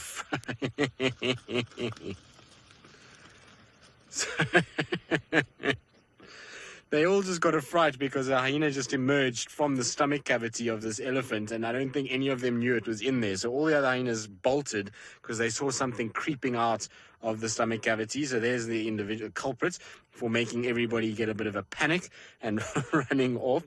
I'm sure they'll all come back once they realize it's a hyena and not something to worry about. I think they probably thought maybe a lion was about to crawl out of there, and that's why they all went running off in fear of what was going on. So, Debbie, the skin is really not going to soften at all. In fact, even though the carcass is going to get older, the skin is in fact going to get harder and tougher. And the reason for that is that it's going to get drier. So I don't know if you've ever put a piece of sort of meat or in the sun. The outside of it starts to get this very dry sort of feel to it. And the skin of an elephant will just get drier and more tough as it goes, and almost like a piece of leather. And funny enough, earlier when the hyenas were feeding, you could actually hear them kind of trying to move the ear, and the ear's got this now very dry sort of sound to it. It's an interesting sound. It almost sounds like sandpaper kind of being pulled about. So it's just going to get drier and tougher and harder to actually break down because all the moisture is being sucked out of it. The more sun is on it, the more it kind of, you can tell there's a young hyena. Sorry, I was just watching this young hyena getting scared of the vultures. So every time a vulture takes off, it gets scared and runs away. But you'll find that it's going to be harder and harder as that moisture is leached out of it due to the sun. It just becomes basically dried. It's like anything. You can dry any type of food item if you just leave it in the sun for long periods of time. But look at that, you can see big bits of sinew coming out now. So what they've done is, funny enough, when I went round the other side, is that they've actually gotten in now towards the sort of cheekbones and shoulder blades. That's where they're going. They actually haven't gotten to the brain yet. The brain is still in there. You can see the vultures have pecked a few times at the brain and the skull itself, and they're trying to get in there, but they just don't have the power just yet to get it right. So we're going to have to wait until these guys maybe crack an opening, or the beetles are going to have a field day and get to the brain before the hyenas do. So here comes another one. Now this looks like one of the lower ranking individuals. You kind of see its ears, how they drooped. You see how it's turning its body sideways, and it's kind of very, very submissive. Every time another hyena comes towards it, it just crouches a little bit and just kind of presents itself sort of as in lower shape and tries to keep its head down as much as possible so as not to be bullied by the others. And you can see, sometimes you think that there's only one hyena left, and then all of a sudden another one pops out. So in total, I can see 3 there now. I don't know where the rest have gone. There might actually be more coming. I know Taylor told me that last night at one point, because she was kind enough to bring some of the staff from FCE and all of the rest to come and see what was going on here, and she was telling me that there was at one point close to 30 of them all over the place here. So it's very, very interesting. Now, the other interesting thing about it is that this morning I purposely drove around this carcass when looking around just to see what was going on from a point of view of the hyena tracks and where they were going. And I found a vast majority of the tracks going in and out of Hofmans. So they're literally coming up and down, up and down, up and down, up and down, to the point that the entire area was just completely kind of hyena tracks. It even had completely erased all the lion tracks. And then there's the other sets of tracks that we're seeing are the ones that are going into further north and are going into the drainage line between Rebecca's and Philemon's cut line. There's a lot of movement in that area as well. So I don't know quite what's going on. I think the males are spending a lot of time up on the sort of Rebecca's, Zoe's, Philemon's cut line block. And then I think that Pretty and Corky and maybe even Madam are still south in Hofmans, and I think that's where they've got their den, because the number of tracks going in and out of there would suggest. Now wait, let's see if we can listen to that ear moving.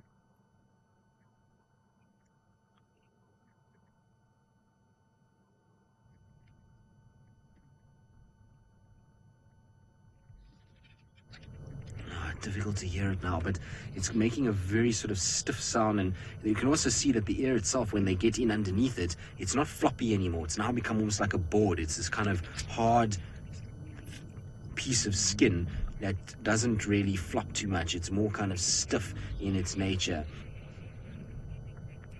So Joshua, a lot of damage has been done to that carcass today. It's going to be interesting, but I think that probably we'll find that maybe another 3 days. So Brent said 5 days. I reckon he's pretty spot on with 5 days. That's about how long I would say as well. Now, I'm just trying to think how long we've had it for. How long have we had it for? 3 days already. 2 days. 2 full days, I think, is what we've had it for. And so I reckon 5 days would be about a good guess. The vultures have done a lot today around the back end, and so it's going to kind of take a bit of time now, because what they've got to do now is they've got to feed through the front of the head, and then they've got to go through the 2 legs on the top, and then they can start getting to the bottom side of this carcass and all the meat that is on the other side. The other thing they haven't even remotely touched just yet is the trunk that is completely whole, and that's because it's caught underneath the head at the moment. So Sinak, the carcass will be purely bones, probably. I mean, obviously there's going to still be bits of meat on there for a while longer, but I would say maybe in 7 days, 8 days, the bones will be pretty clean. There'll be very little left on it. You'll be talking 5 days until most of the meat is off it, and 7 to 10 days, and it will be completely picked clean. There'll be very little left, and bones will be scattered. You can see though the tusks are still in there, and we kind of went and had a little look today just to see kind of how loose they are, because that's why they're still in there, is that they kind of, the Sabi Sands wait for them to get a little bit looser before they can extract them, and they are getting looser. They're starting to kind of feel like they're almost ready to come out. I would give it maybe another 3-4 days, and then they should be able to be pulled out of the head itself, and from there they'll then go and get registered and stamped and DNA taken from them and all kinds of other things to make sure that they are not sold on and are not put into an illegal system or into the black market in any way. And so it's going to be all sorted out from there. It's amazing how hyenas are so curious around this. Now, just now, earlier when we were doing the camera story, we had to come in and we had to kind of adjust cameras and all that kind of thing. And hyenas, funny enough, did not even move. So the distance from the camera to that carcass is probably, I would say, 5 meters at most. And even out me on foot, the hyenas just all stood at the carcass and just watched me. They weren't even in any way perturbed by my presence. They just kept feeding and were not interested in me kind of moving around there at all earlier today, which is pretty crazy to think. So it just goes to show, when there's a big meal, they kind of not really worried. If it had been a normal situation, you would have found all of them would have run away from me, but in this situation they were just happy to feed while I did my business, and once we were finished they then kind of carried on and didn't even pose any threat.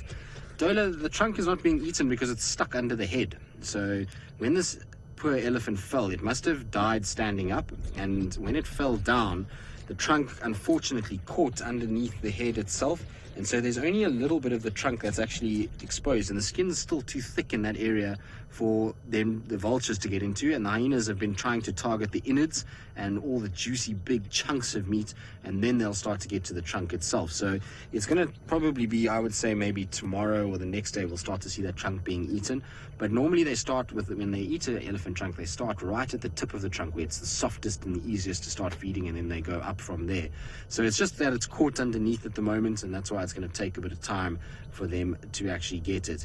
It's an amazing thing to see, because, you know, this poor animal must have been literally clinging to life as much as it could, and was standing and trying to just dust itself and trying to stem the flow of blood, and then eventually unfortunately just fell over and died, probably from blood loss or damage to its internal organs, and the whole thing just collapsed, and its tusk is buried into the ground and the trunk kind of underneath that. So it's really a very kind of sad thing. Now we'll stay here for the remainder of the afternoon. There's still lots that could potentially happen. A lot of hyenas still around, and maybe Hosanna arrives, or even Tingana. It would be nice to see Tingana being here.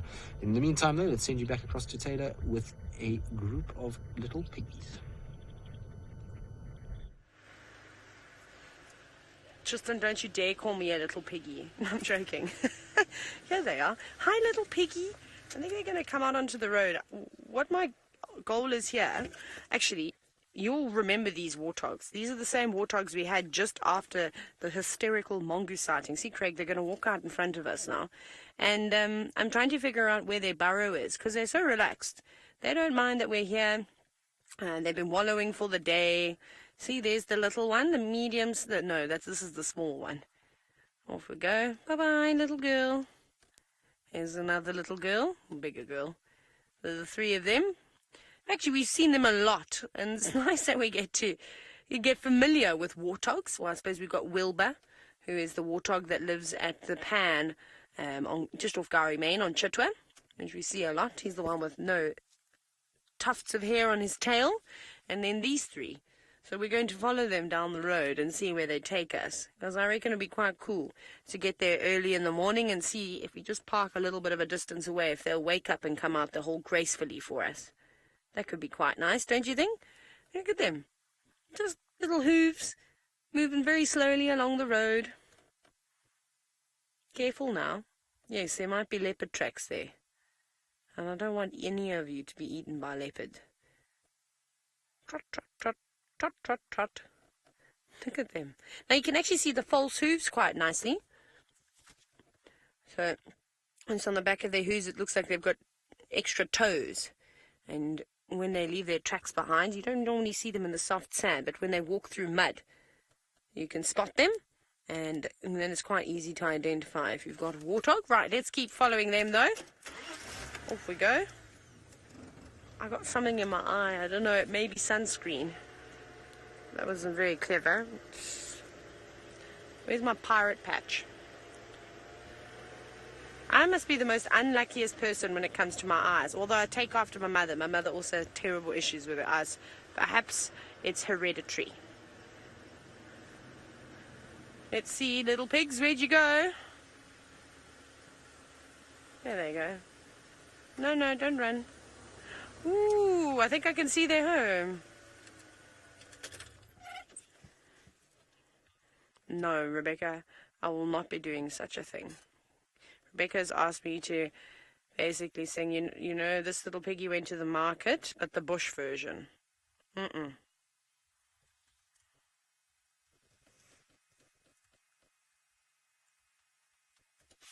Not today. There's a 2-track going in here. I'm going to follow the 2-track and the warthogs. Don't tell anyone, though. Keep it our little secret. This is a nice burrow over here, but again, there's so many termite mounds on Chitwas. On Chitwa. There's just one Chitwa. There's only one. Don't know why I needed to make that a plural. Where'd they go? No, they didn't go for this one. They've given us the slip. The 3 little piggies. Oh, there they go. Down there. Where are you guys going?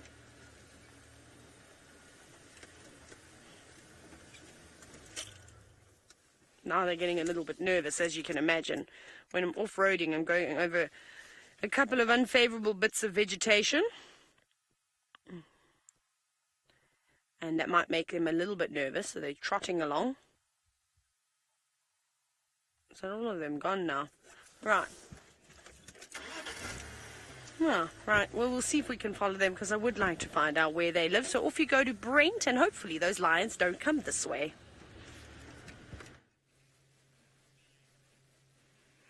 Well, someone else who might want to know where the warthogs live is this pride of lions, particularly because they are so hungry. Now, the two that have been furthest from us the whole time, sort of hidden, have started waking up with a little bit of allo grooming, and it is good to see. It means there's a potential for a bit of movement a little bit earlier than I thought they were going to move, and that's why I say it is probably because they are so hungry. Normally in this heat, if they had a bit of a belly on them, they would not think about feeding.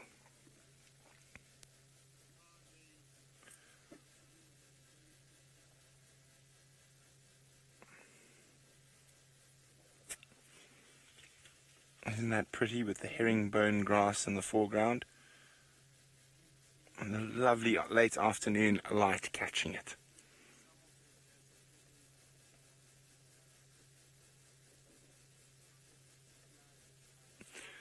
Now, the Nkuhumas can be quite a vocal pride, but I think at the moment they're going to be travelling incognito, and to try and not make as little noise as possible to not attract the attention of the Avoca male lions.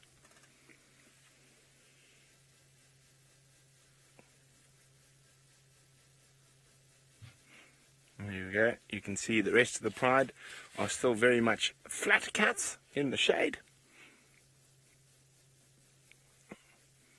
And I'm hoping the heat of the day has caused the buffalo not to move too far, because they really could do with a good meal.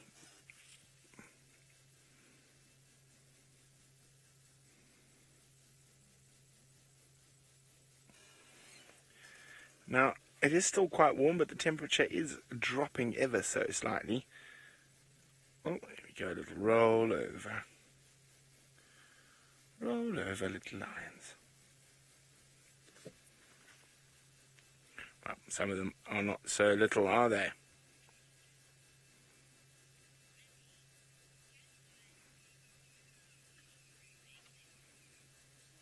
What have you spotted, Seb?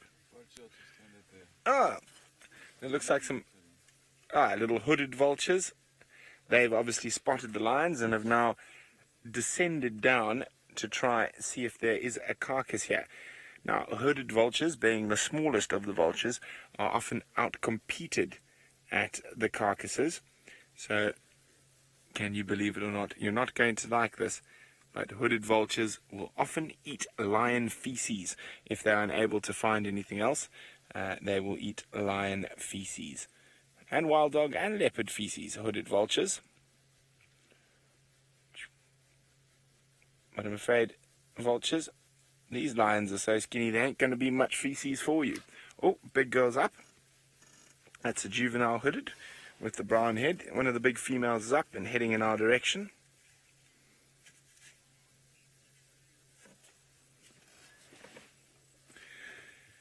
Now, in most predators, there is a sort of hierarchy or alpha system, Bridget, but amongst the lionesses, there isn't really an alpha system. All adult females of the pride are equal. There's no true one leader or boss or in charge. They all are equal and have sort of equal responsibilities, I would say. And often when it comes to hunting, it's whoever's the most hungry will lead the hunt, but I would say that all of them would be champing at the bit to lead the hunt at how hungry they are at the moment. Now, with male lions, it's a little bit different. There is most definitely a hierarchy amongst the male lions, and it is a completely ever-changing. So, certain... I just heard something very funny on the radio. Certain lions, and I'm going to tell you about it now. It is hilarious. let me finish about male lions quickly. So male lions, the dominance changes depending on who's the most well-fed, who's the most injured, etc., etc., etc. But I just heard something very funny on the Game Drive channel.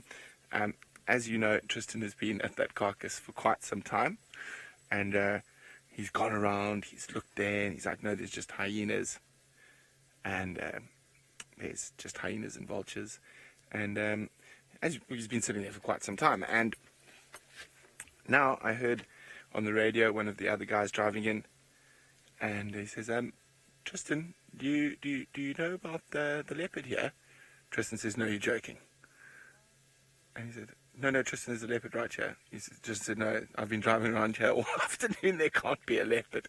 So it sounds like Hasana might have snuck back to the carcass while Tristan's been waiting there. But Tristan's voice on the radio was absolutely priceless. It made me completely lose my train of thought. So I'll have to tell you more about male lion coalitions afterwards. Let's go see how... if Tristan's red in the face, and not only from the sun today.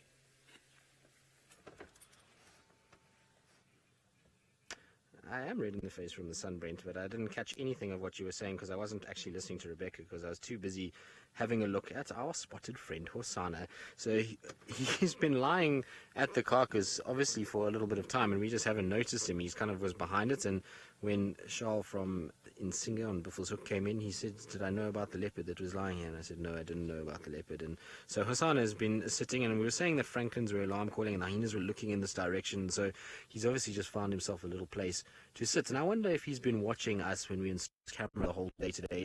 I'm surprised. Come and have a little look. But it's been really interesting kind of watching what's been going on with him over the last little bit, because he's kind of in a situation where he's not really feeding, but he's still very intrigued by this whole thing.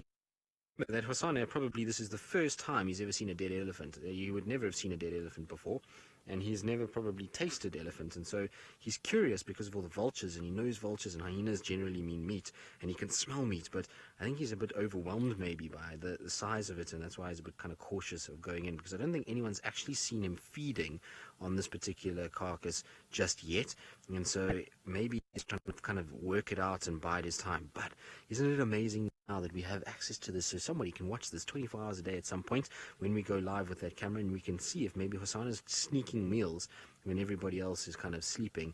That maybe is what's happening, and we're just not catching him at the right time. But it's pretty incredible that he's sitting here. I was hoping that, oh, look at those eyes in this light.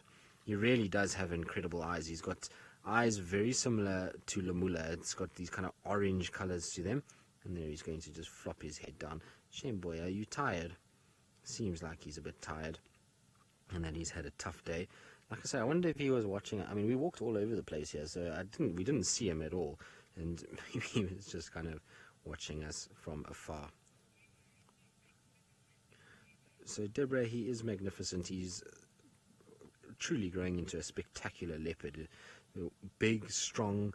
He seems to be seriously witty, well, not witty, but clever in the way that he goes about his business. He's a very curious cat, but still seems to have a little bit of caution that allows him to kind of get away with things at this stage. And I was 99% sure that it was going to be him that was going to arrive at this carcass first, and I thought that his dad Tingana would also arrive here as well, so I'm still holding out hope for them. But when we discussed which cat would be the first one at this carcass, my bet was him, and it's because of his curious nature. I think he just saw vultures and probably heard squabbling and thought, well, I'm going to go and see what this is all about and go and get myself a little bit of the action and a front row seat as to what's going on. And so it's really been interesting to follow him, and the fact of the matter is he's becoming a spectacular individual. He's getting bigger by the day. He seems to be completely at ease with his sort of life at the moment, the way that he's moving around. He doesn't seem to be too kind of worried about all the ongoings around him, and it is an upside down leopard world that he's in at the moment. If you think about this time last year when he was a sort of panicked cub that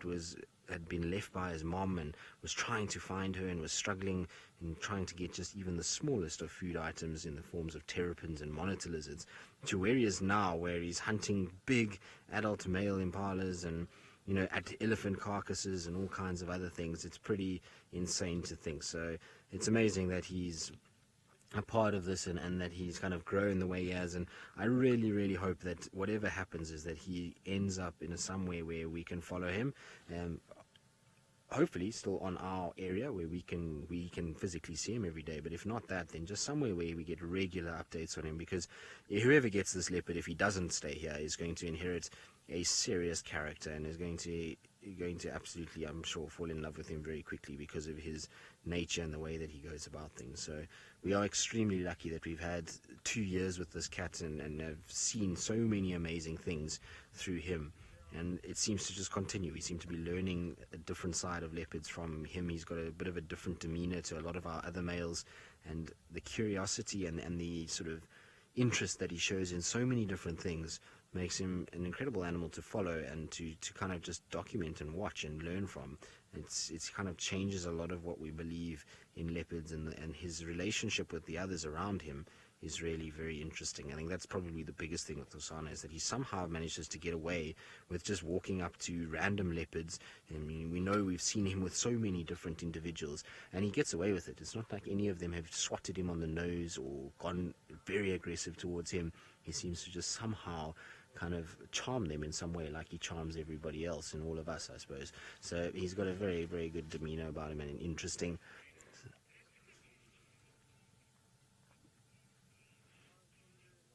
Kristen, mortality rate of a leopard of Hosana's age, difficult to say. It's infinitely better than what it was when he was 3 months old. As soon as he's able to climb and as soon as he was able to kind of start feeding himself, his mortality rate would have dropped right down. So for me, probably I would say, I mean, you never know. The lions could get him at any stage. You could have hyenas, you could have another leopard. Really difficult to say what could happen to this young male. I don't know. I mean, I don't know what the percentage is. I don't think there even is a percentage of 2-year-old males that have died. Good. Now I'm going to leave. No, I'm not going to leave Hosana. Sorry, I was thinking of something else altogether. I don't know why. But I'm going to sit here with Hosana. And while I do that, let's send you back across to Brent to continue his conversation on alpha males.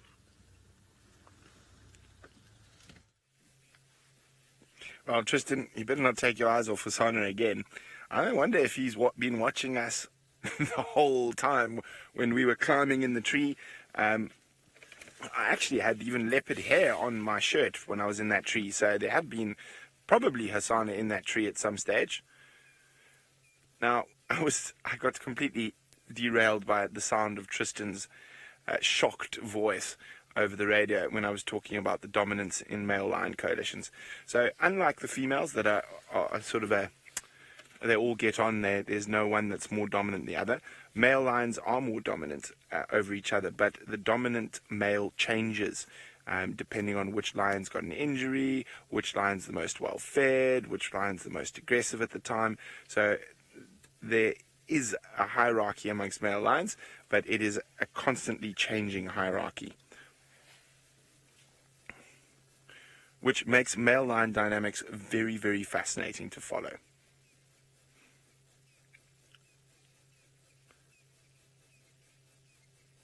You can have a male lion that's been dominant for a long time, but one injury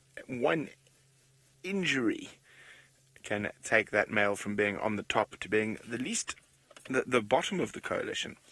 Now, of course, coalitions are known to kill female lions, JP, and the reason for this is when they come in, they're generally quite young, like the Evokers, like the Birminghams were, like the Mopocho were. And the females that they kill will generally have sub-adults or cubs that they are trying to protect. And also in that young stage, and when the blood's up, so to speak, and the fight's going, I think they sort of have a battle lust almost, and they actually just lose control. I don't think they intend to always kill females, but sometimes a female will put up an incredible fight to try to defend the sub-adults or cubs in the pride. I love it when lions do that. And And what that does cause is those males, especially when they're sort of the blood's up, so to speak, the testosterone's up, they're trying to push older, generally more experienced males out of an area. So any form of defiance is often met with sometimes a bit too much force. As I say, I don't think it's intentional. They also are inexperienced in taking over an area. And after that initial sort of expulsion of the old males has happened, and it takes a bit of time for the prides to settle down and accept the new males and start breeding with them, and generally after that it stops happening. Because the Birmingham boys killed 2 adult Nkuma lionesses and a young female. Now, a lot of you will hear us use terminology like sub-adult or juvenile. Now, a juvenile is probably what you would consider between 6 months and a year. After a year old, a lion is a sub-adult. Below 6 months is a cub. And a sub-adult stops becoming a sub-adult around 3 years old. In females, which is between 3 and 4 years old when they get their first estrus cycle and start becoming sexually active with the males, and that is when they become adults. Male lions, I suppose they're young adults from about 3, but they're not nearly in their prime. Like boys, they take a little bit longer to mature than the girls do.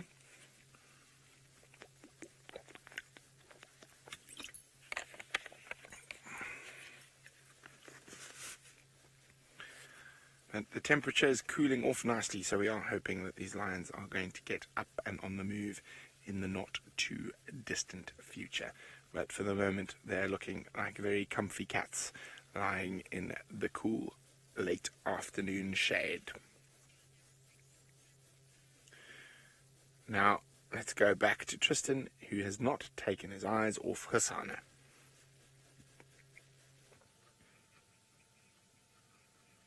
Not at all. I've been looking for him, and I was just saying to Dave that he's been giving us the runaround. Yesterday afternoon, he was nowhere to be found in this area, and now again, this afternoon, it took us a while to actually find him. So keep my eye on him and make sure he doesn't disappear under our noses again. But it's so good to see him. He's such a cool animal, and he's just taking it very easy. He's very intrigued by all the ongoings at this elephant carcass. He's watching the hyenas going crazy and feeding, and I think he might be waiting for the hyenas to actually move on. You can see they sort of feeding now, and most of them have finished on that carcass at the moment. Most of them are done, and so there's just the 2 that remain at this stage. And I think once they leave, maybe Hosana might come and sniff around. It'll be interesting if he does. I wonder why he hasn't taken any bites of it or decided to have a little bit of a feeding session on the carcass. It seems like he would have just tried it at least. Maybe he did. Maybe he had a nibble, and elephant isn't for him. A bit tough and a bit smelly. He's obviously a fine diner these days. Hosana seems to be able to find food everywhere, and so maybe it's fresh rumps and fillets for him. Otherwise, he's not interested in having it at all. He seems to be a cat that just enjoys having the good stuff, the finer things in life. And why not? If you're able to get it, then he's certainly welcome to do so. But we're just talking about how this light just complements his eyes so much. He's got these beautiful orange eyes, and when he's got his head up like that, the light is just hitting them in the right angle at the moment, and it's just accentuating that color so much, and you're getting this beautiful, rich, deep orange that's shining through. Isn't that beautiful? I think so. I think that's as good as it gets when it comes to eye colors. And you can see when they go into the shade how they lose a little bit of that sort of saturation, if you want to call it, and that beauty in the eyes itself.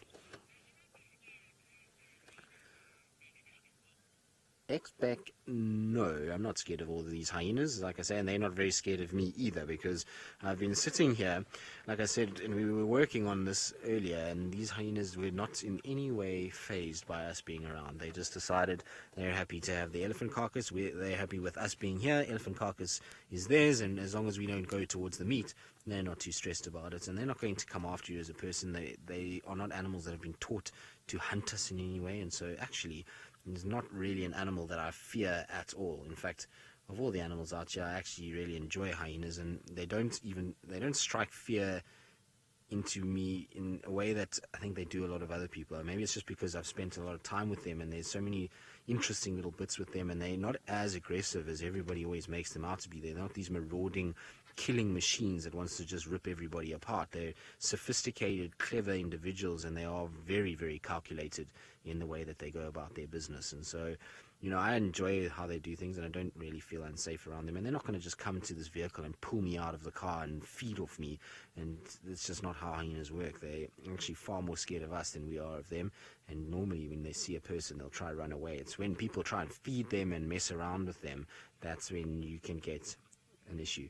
Now, Amanda, hyenas are most certainly aware that Hosanna is here. They're very, very intuitive animals, and they've got a direct line of sight to Hosanna. There's absolutely no branches in the way, so you can see from those hyenas, basically straight through like this. There's a straight line, there's not a single bush, and then Hosanna is lying right there. So they're fully aware that Hosanna is here. It's why earlier we were seeing them kind of looking in this direction and staring. They obviously were watching him kind of just sitting here and making sure that he's not too close. And they're not threatened by him because he's still a younger male leopard. He's not a massive brute of an individual. Also, there's 3 of them, or 2 of them versus just the one leopard. And so they know he's there, but they're not too stressed about it at all. And you can see Hosanna's not very perturbed either. He's just sitting here enjoying kind of watching what's going on and seeing hyenas go about their business. But hyenas fascinate me. The amount of food that they can push into their stomachs. Some of these hyenas have been feeding for an hour now, and they've just been absolutely gulping down big chunks of flesh. And I think poor Hosanna's a bit jealous, and maybe he wants a little afternoon snack as well, and to try and kind of finish up what is inside there, and maybe there's a few fresher parts that are exposed that he can maybe get himself into. But amazing how much has been eaten since, like I say, since even we were here. The vultures must have got seriously stuck in this afternoon in the time that we went to the Gari repeater and then back to the camp and back out again, because that whole section where those hyenas are feeding now was all skin at the back, and even the leg itself has got a big split in it and lots of meat out of there, which wasn't like that.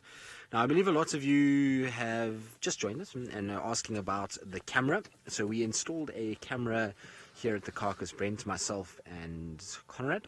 And the reason we installed it is so that we can bring you this carcass 24 hours a day, so you guys can watch it.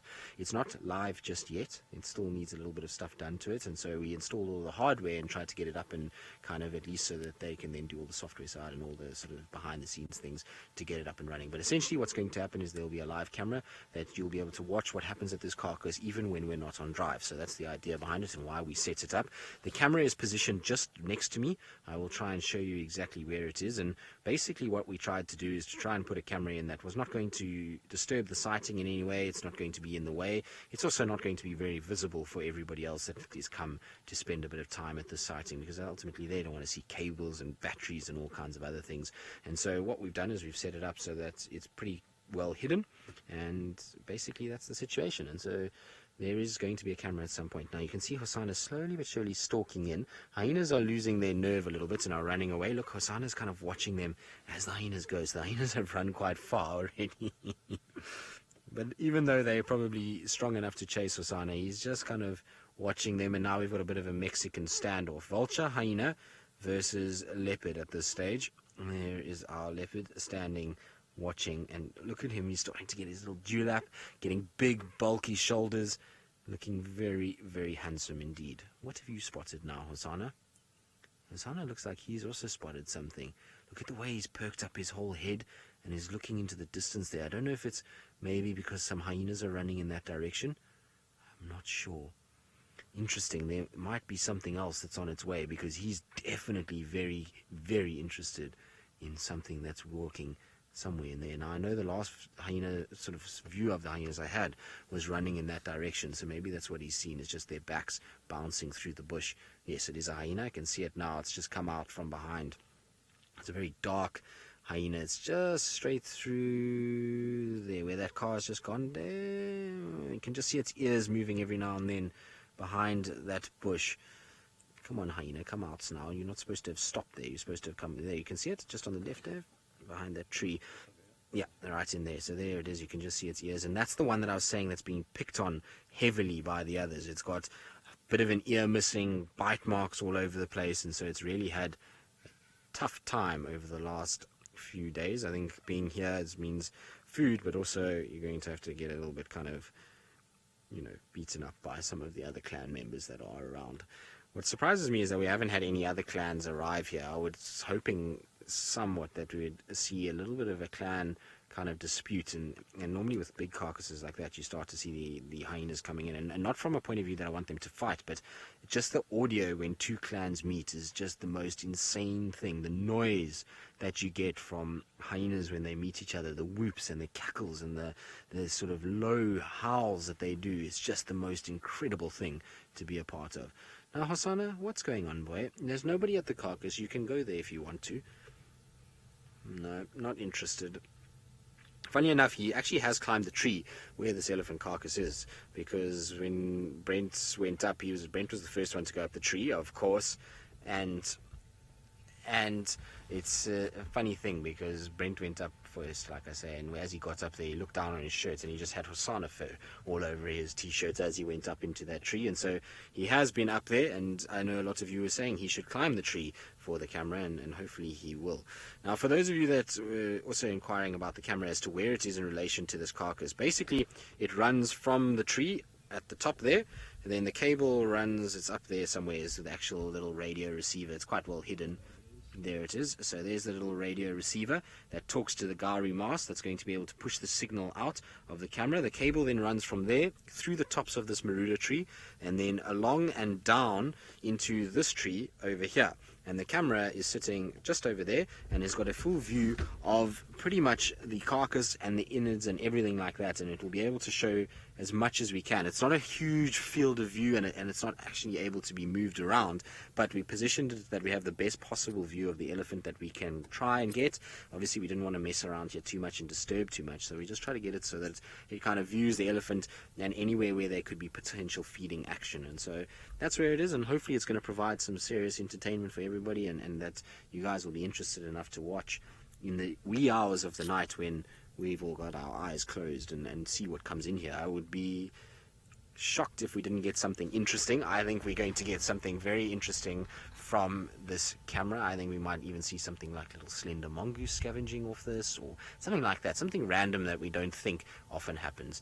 Now, while our Hosanna decides to start having a nap, I believe Brent is still with the Nkumas, and they seem to be still napping as well.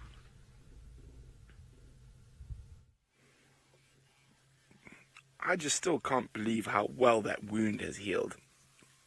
It is incredible. From what it was when Tristan sent me pictures of it to now, it's just unbelievable. Now, what I am really hoping that camera catches is going to be right when the dregs of that elephant remain. There's almost nothing, and I'm just hoping that a random brown hyena appears. That's what I really want. But I've seen quite a lot of elephant carcasses in my time. Quite a few of them in northern Botswana, all from natural deaths, either old age or fighting with between elephant bulls. But also I've unfortunately in my time seen quite a few poached carcasses as well. Now, around those carcasses, because it is such a huge amount of meat, you get some very strange things appearing. Now, on elephant carcasses, I have seen slender mongoose scavenging. I've seen honey badger scavenging. I've seen civet scavenging. What did you hear, ladies? Please tell me it was a buffalo. I've seen Selous mongoose scavenging. I'm just trying to think what else. I've seen baboon, bush pig, warthog, all scavenge off elephant carcasses before. So, who knows what unusual and amazing things we might catch on that camera. Temperature dropped quite a bit in the last 5 minutes. Oh, shame. Broken right canine, upper canine, it looked like there. And some of these Nkuma ladies are going to start getting quite old. Well, not start getting, they are starting to get quite old. There we go, you can see, there we go, you can see that broken canine quite clearly there on that individual.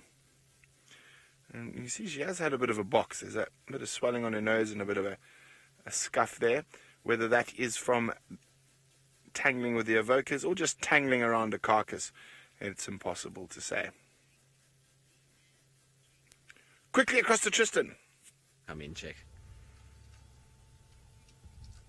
Now, poor Hosanna was just about to come and start feeding. He had made it all the way to the head of this elephant and looked like he was about to start feeding, and then some of the bigger hyenas started to arrive, and as soon as he saw them, he gave weight and quickly moved off. Now look at the size of the belly on this hyena. This hyena has eaten itself silly. It is so full, but it is still going, and poor Hosanna for now is just going to have to sit in the background and wait again and see if he can get some semblance of food a little bit later. But the darker it gets and the cooler it gets, the more these hyenas are going to carry on, and the more that they're going to be able to kind of feed off of this carcass, and the less chance Hosanna's got. But he was just about to get in there. What's wrong, boy? Have you got something in your teeth?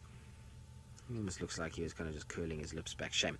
He was, like I say, he was right here. He literally was about to feed. I was so excited because I thought he was going to get a little semblance of a meal, but it seems as though, unfortunately, hyenas have foiled his plan, and so there's a situation where he can't he's not going to get anything out of it, unfortunately, and so he's going to have to wait his turn, and hopefully the hyenas will back off eventually and he'll be able to get something out of it.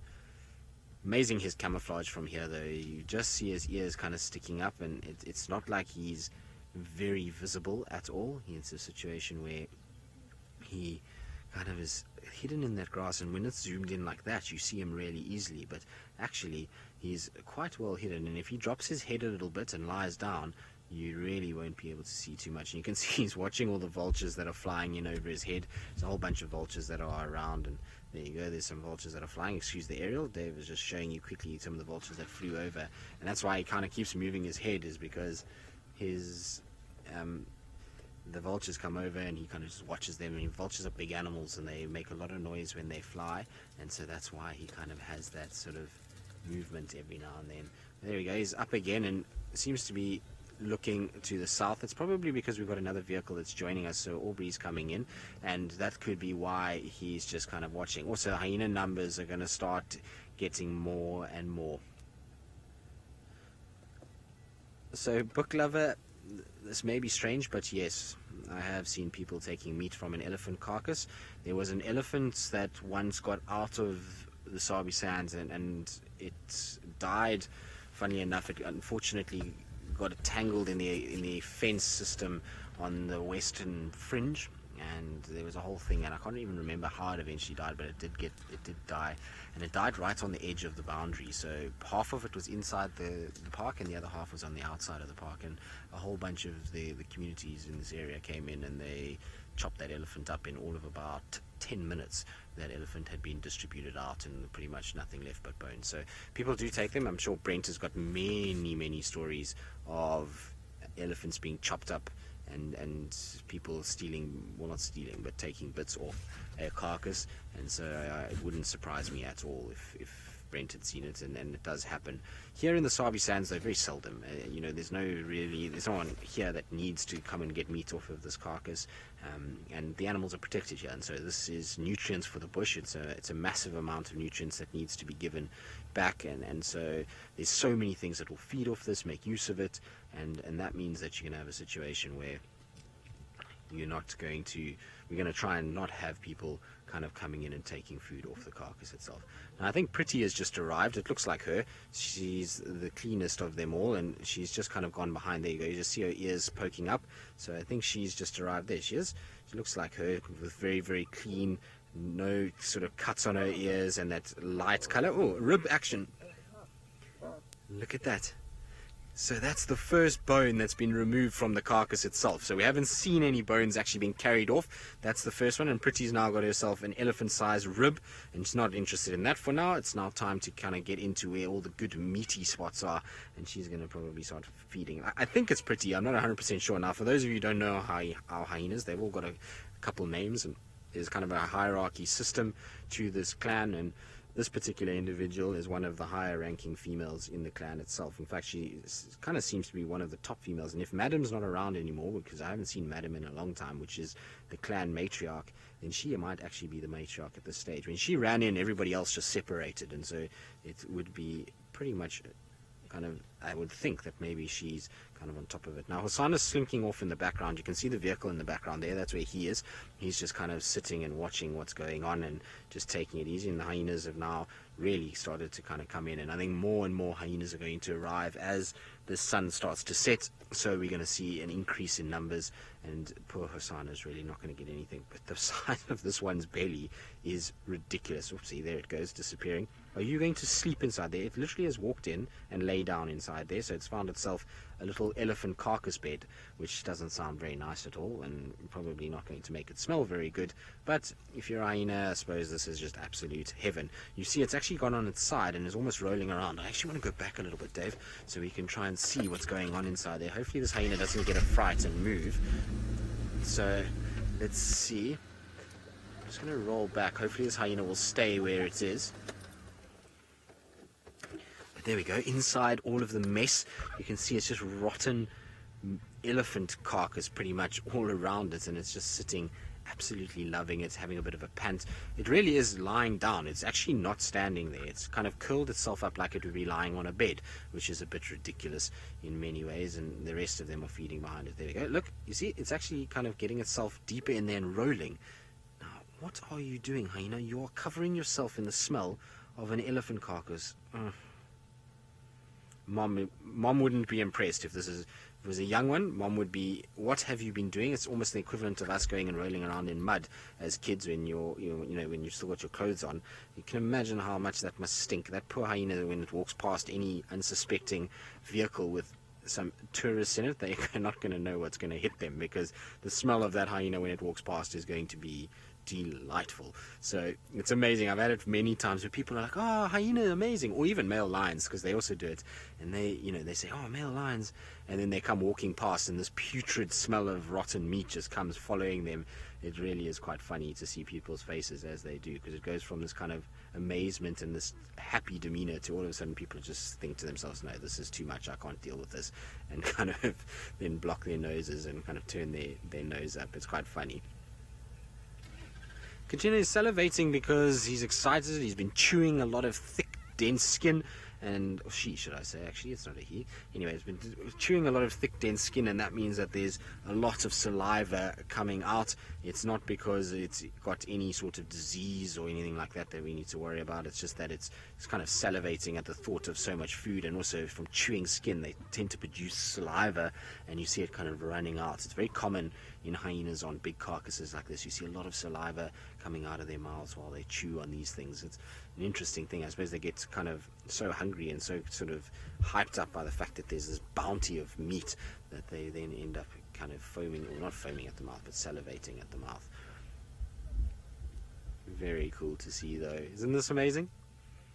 This elephant carcass is incredible, and the fact that we've been able to kind of follow it from day one, it's just been the most amazing thing. It's slowly but surely you can see how this animal's body is breaking down, and the amount that it's giving to everybody is amazing. We've had, Brent and I were talking about it today, we've had dung beetles, we've had butterflies, we've had flies, we've got, I'm pretty sure, carcass beetles somewhere in there as well. Then you've got hyenas, leopard, you've got vultures of all different species that are here, and so it's just an amazing thing as they go along. Now here comes another hyena that's arriving. Could this actually be pretty? Difficult to say. Pretty, I know, has just got a really clean set of ears. So I thought the first one arrived, but this one is also quite clean. Let's see, maybe there'll be a bit of audio. Interesting ways to watch the dynamics amongst them. Now, Rebecca, sorry, can you repeat that question? I was so busy watching the hyenas coming in, I didn't actually hear what you said, I'm afraid. So, Francis, at the moment they're not eating too much skin. They're targeting more muscle and fibers of the elephant, and trying to get as much of the meat as they can. But as it gets less and less, yes, they will start to eat the skin, and you'll find that sometimes they drag bits of the skin back to den sites for the little puppies to chew on, or cubs, should I say, to chew on. Tempers will start flaring. The more that come, the more tempers flare. And so cubs start to chew on that and start to really eat it, and then you get a situation where, they can, especially if they're teething, it's a good thing for them to chew. So adults do often take big pieces of skin back, and they will eventually consume it. There won't be any skin left eventually. There might be a few little flaps here and there, but they will eat most of it, and it's all nutrients at the end of the day. And so when the meat's gone, the skin is left, then they'll start to go after that. How cool is this, though, to have so many members of the Djuma clan that we haven't seen in so long arriving back at a carcass and seeing them again. I know a lot of you are big fans of the hyena clans here in Djuma and follow them and have been missing them quite a lot, given that we haven't had a den site and it's been a little bit tough in terms of finding our hyenas. So it's really cool to see so many of the members that we've been missing for so long here at this carcass and feeding and going crazy. So very, very good, and hopefully we'll see lots more of them in time to come. Now, Hosanna's gone completely. I think he's actually about to cross into Little Gari. He's moved so far. So I think let's go get one last view of him, and while we and hopefully we'll kind of see him going down and maybe having a drink, and then we'll come back to the hyenas. The hyenas are not going to go anywhere. They're going to carry on feeding for now. So we'll just get one last view of Hosanna, and then we'll kind of come back to these guys and see if we can get them. Good. While I do that, let's send you across to Brent, and so he can welcome the schools that are about to join us for the afternoon. Well, a huge welcome to Lewis Elementary School. I cannot wait to hear all your questions, and as you can see how exciting, next to me are 11 lions. Isn't that exciting? My name is Brent, and my good friend Sebastian is on camera, and you're on your very own school safari. Now, we've got so much fun planned for you today. So we've got lots of lions, and as I said, I want to hear all your questions about what we've going to see on this safari. So let's have a look at the lions, and I want to ask you a question, and it is going to be a tough one. So I hope you guys are ready.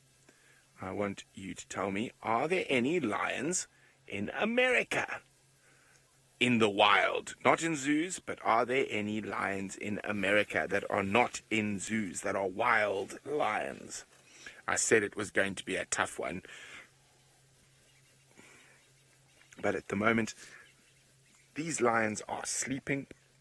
They're very hungry. They might get up and start moving in a little while and see if they can find themselves some dinner.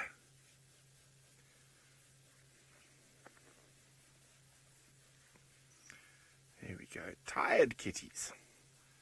It's been very hot today, and lions don't like it when it's hot. They like to nap. So lions will nap about 20 hours a day.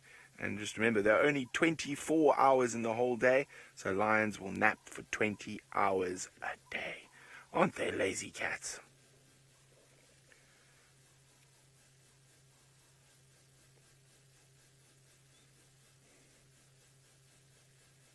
This is a very beautiful time of the day, and when it gets cooler and not so hot, I'm hoping the napping lions will decide it is time to move. But at the moment, they are all very, very sleepy.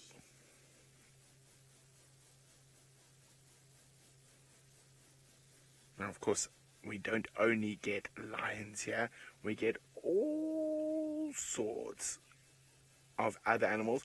Well done, Romo. You are spot on, 100% right.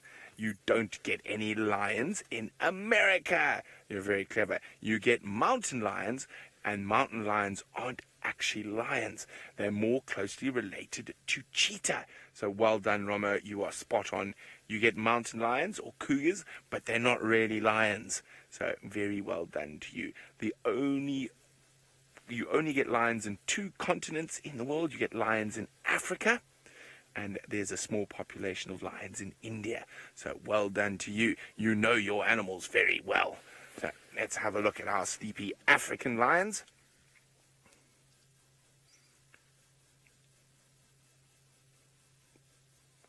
I thought I was going to catch you, but Romer, you caught me. You're too clever.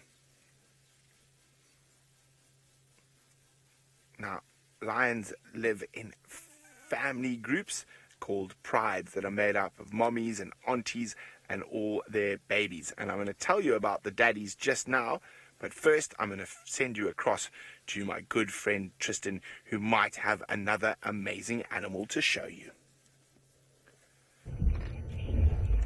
Well, we do, Brent. We have lots of amazing animals to show you. But before we get into any of that, it's hello from myself, Tristan, and from David, who's on camera. And it is a very warm welcome to you guys. I hope that you're having the most amazing day at school and that you're going to love your safari. Now, we are sitting in a place that is a little bit sad. And I'll tell you why it's sad is because a few days ago, we had an elephant that died. It unfortunately was killed by another elephant, and so it's died, but it's made a huge amount of food for a lot of other animals. And so what we've got is a whole bunch of hyenas that are eating this elephant at the moment. So I know it looks a bit scary, but unfortunately out here, some of the animals do die. They unfortunately can't live forever, and so this poor elephant died, and now the vultures and the hyenas are eating it, and they are making sure that they get all of that good meat to try and feed them and all of their babies and their families. So it's important that these animals come and feed off it, and even though it's sad that the elephant died, it's also going to be good for a lot of other animals because they're going to be able to eat a lot of it. The other problem that we've had is these hyenas just chased away a leopard. There was a leopard here, and unfortunately the hyenas chased it very far away and is now gone. We can't find it anymore. So unfortunately that's not very good. But the hyenas are going to eat and eat and eat and eat. They're going to try and get as much food in as they can. They're going to make sure that they fill those tummies as big as possible, because some of them might have little cubs, and their cubs will still be in a den, and the den might be very far away, and so they try and eat as much as possible to be able to then kind of provide really good milk and be able to give them some semblance of nutrition, and so that they can grow up nice and big and strong. It's an amazing animal, the hyenas, and all of these are female hyenas that we're seeing. They are, and except for the one young one that's just stuck its head up, but there's female hyenas, and they are the dominant force in the society. It's like at home, you know, mom is really in charge. Dad pretends like he's in charge, but mom is actually in charge. It's the same in the hyena world. The moms are in charge of what goes on, and they chase the dads and make sure that the dads do everything that they need to do. And so these are all the girls, and if there was male hyenas here or boy hyenas, they'll get chased away by the females or the girls, and they get to eat first. And so they really are trying to get through all the thick skin. You can see, look at how much effort they put in to try and chew. And can you hear it? Sometimes you can hear them chewing.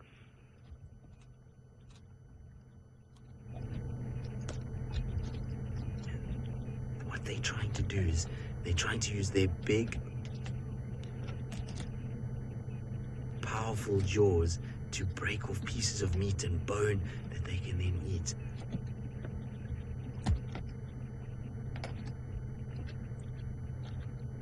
It's amazing how strong their jaws are. They've got the strongest jaws of any of our animals that we have here in this particular area that are on land. The other animal that's got very strong jaws is a crocodile, but that's in the water. But on land, the hyenas have the strongest jaws, and they're able to clamp down and break these big, thick bones of the elephant and get all the nutrients that is inside bone, because bone is full of calcium and it's got bone marrow that has nutrients in it as well. And so that's why they like to go after the bone even when there's meat as well. And they're going to eat and eat and eat until their tummies get so big that they can hardly walk. That's how hyenas like to feed. They like to make sure that they're as fat and as full as is possible, and then they can get as much nutrients, and then they kind of waddle off. It's very funny to watch when they have these big full tummies like this. Now, from one predator to another, let's send you across to Brent, who's got some very sleepy lions. Well, these lions don't have big, fat, full tummies. They've got very, very empty tummies. They are very hungry. Now, lions are what we call carnivores, Emilio, and what carnivore means is meat eater. So lions are meat eaters, and that's why they eat other animals. Now, you have a few different types of animals. You have herbivores, which means they only eat vegetables, grass or leaves or fruit. That is a herbivore. A carnivore, a meat eater like the lions, the leopards, the hyenas. And then you have one other animal which is called an omnivore. And an omnivore eats both meat and vegetables. So an omnivore is a human being, or a monkey, or a baboon. Those are omnivores. Now, it looked like that lioness might have heard another animal close by, so she's lifted her head and she's looking over there. Now, a lion in this part of Africa's favorite food is a buffalo, and there were some buffalo not too far away from here earlier today. So maybe she heard the buffalo, which is her favorite food. Now, if you had to describe how much of a favorite it is, if you think of your most favorite food in the world, whether it be ice cream or chocolate, that would be lion's buffalo. Now, a very good question now from Romo. How big do lions get? Well, what we're looking at here is only female lions. There's one young male, but I can't see him. Now, female lions will get to about 120 kilograms, which is 250, 260 pounds. So they can get quite big, but a male lion gets even bigger. Now, they can get up to about 450, 460, 460 pounds. So they can get very, very big. And because they are so big, that means they like to eat big animals like buffalo and giraffe and zebra and wildebeest. Because living in a big family like that and being so big, you need to eat big things to survive.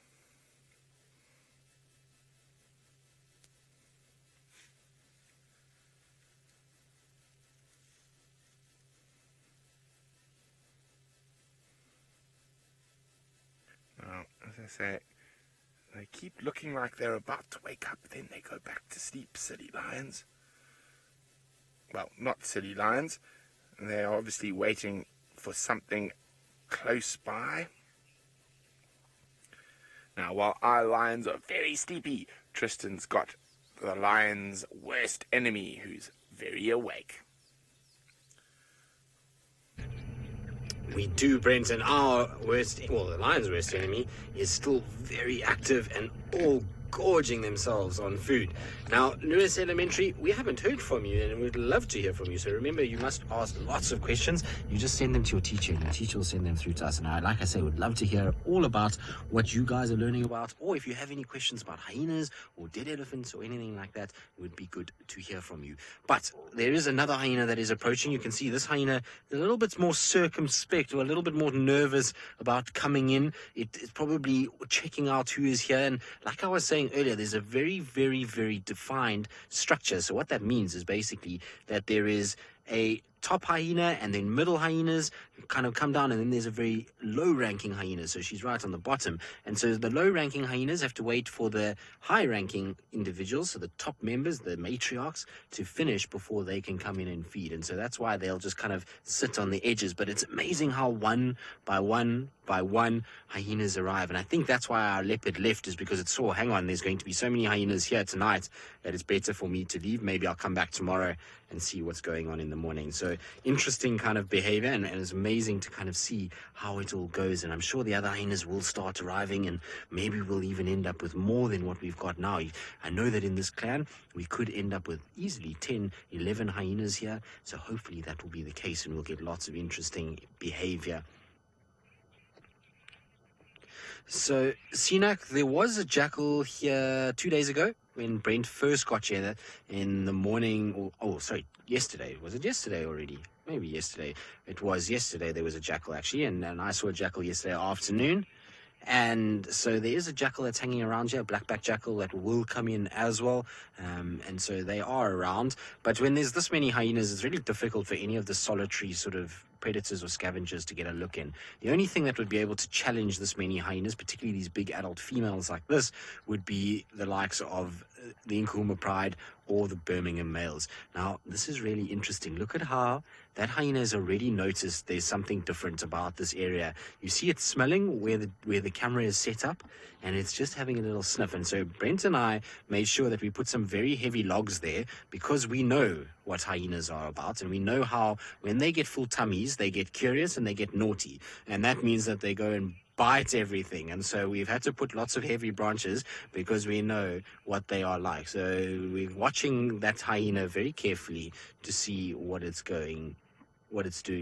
Now, Rudy, you have asked, how did this elephant die? Rudy, unfortunately, this elephant was killed by another elephant. So what happens is sometimes out here we have boy elephants that have to fight for an area or for females or for a mommy, and they will then try and chase each other. And what happened with this guy is a bigger bull elephant, so a much bigger elephant than what he is, with big tusks. Unfortunately, probably tried to chase him, and his tusk went into this elephant, and it hit him here underneath his arm, and it made a very big hole. And that hole, probably you find that the tusk went into maybe some of the vital organs, and unfortunately then killed him. So it might have hit the heart or the lungs or maybe the tummy, and that's caused this poor elephant to have bleeding. And because out here, it's not when an elephant gets hurt, it can't just go to the doctor. It has a situation where it unfortunately died. And even if it could go to a doctor, a wound that is that big inside of the tummy of an elephant is very difficult to fix, and it would be something that would be almost impossible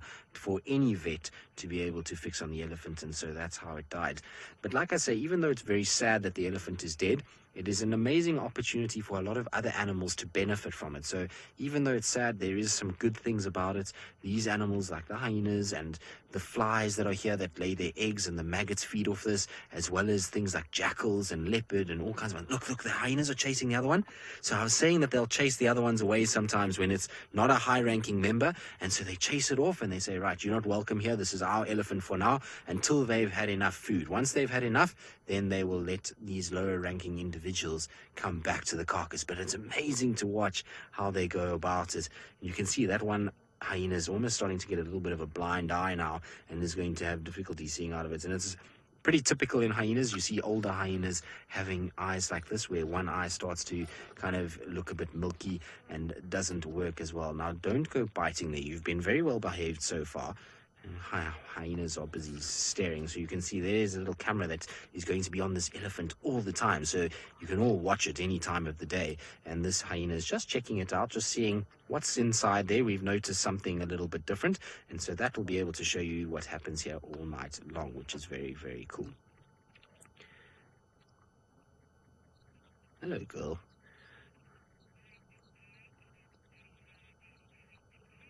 Now, our hyenas are going to continue eating here. We're going to see if maybe some more hyenas come, or maybe some lions or something like that. And while we wait and be patient, let's send you back to Brent, who's been patient with the lions all day, and it seems they're starting to wake up.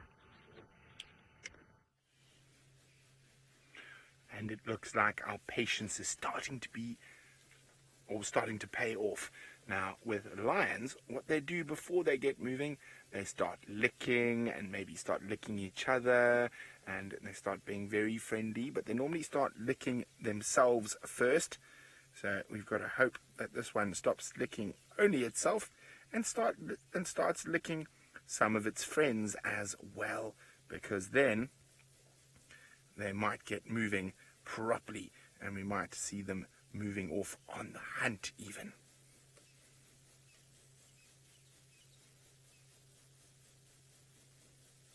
Or would not that be very exciting?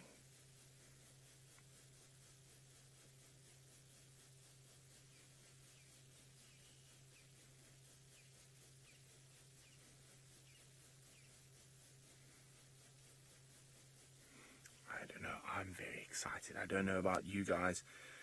We never know what's going to happen next.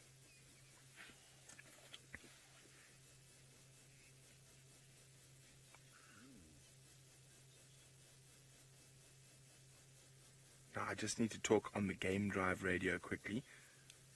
Standing by, Shell.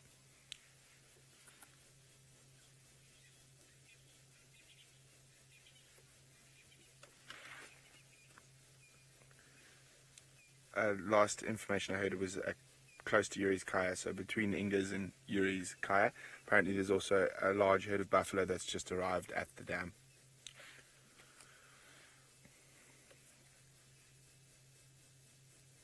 Okay, so what's happened is when animals like monkeys see lions or leopards, they start shouting. They go, and what they're doing is going, everybody, there's a lion, be careful. Everybody, there's a leopard, be careful. Run, hide, they're trying to eat you. So that's what one of our friends who's at our camp has told us. So I've told the other game drives to go there because there could be a lion, another lion, one of the male lions. It could be another leopard right near our camp. Isn't that also very exciting? Now, the fact that there's a big herd of buffalo near our camp, which is like lion lollipops, means that these lions might move straight towards that direction. They are less than a mile from where we live at the moment.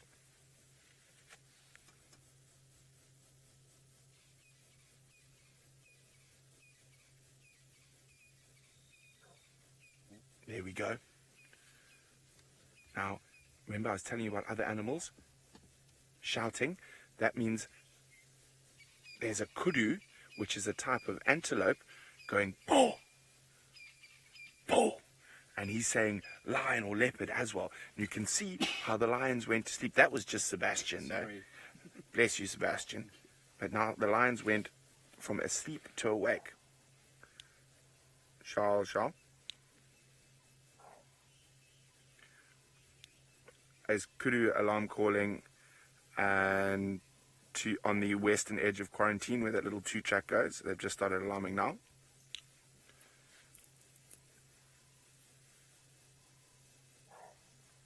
Oh, can you guys hear that? So that means there's other lions or maybe even leopards very close by. Now you can see how the lions have gone from fast asleep to completely awake. Now, sorry, I was listening so carefully to what all the animals in the bush were telling me. I missed a question from you guys.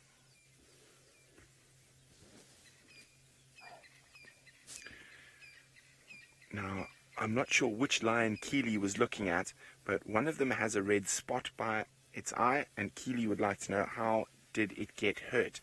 Keely, well, it probably got hurt fighting with other lions. So lions will fight amongst each other. They've got very bad manners when it comes to dinner, and they will whack each other and jump on each other and snarl at each other and bite each other.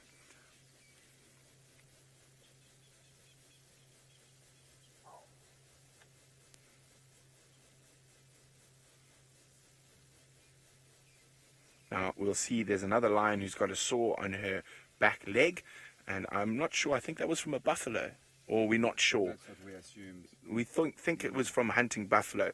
So buffalo are very big animals, and the lions will sometimes get hurt trying to get their dinner.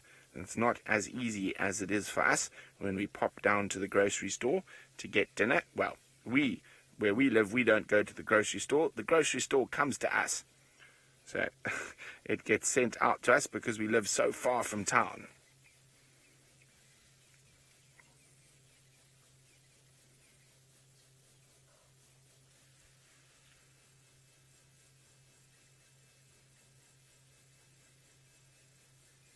See how they're listening carefully. I'm also listening carefully.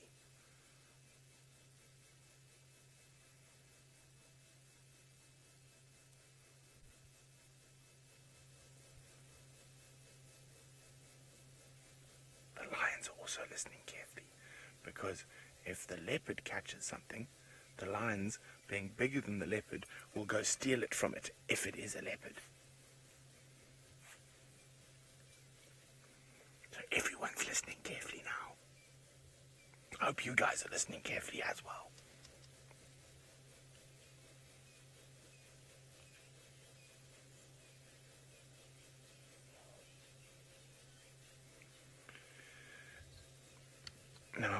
are very lucky that we get to spend a lot of time very close to lots of different animals. And there we go. I know Mrs. Martinez, I'm probably about 10 feet from the lions right now. So they're right next to us, but we are completely safe in the vehicle. They don't see us as a human being. They just see a big car that smells of petrol or gas, as you call it in the States, and oil and stuff like that. So if you drive carefully and respectfully, you can get very close to these amazing animals.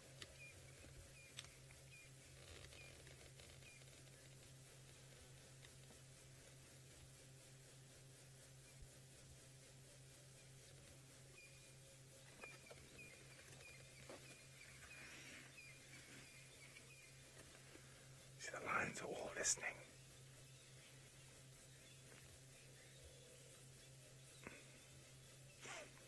Okay, well, I'm going to see what happens next with these lions.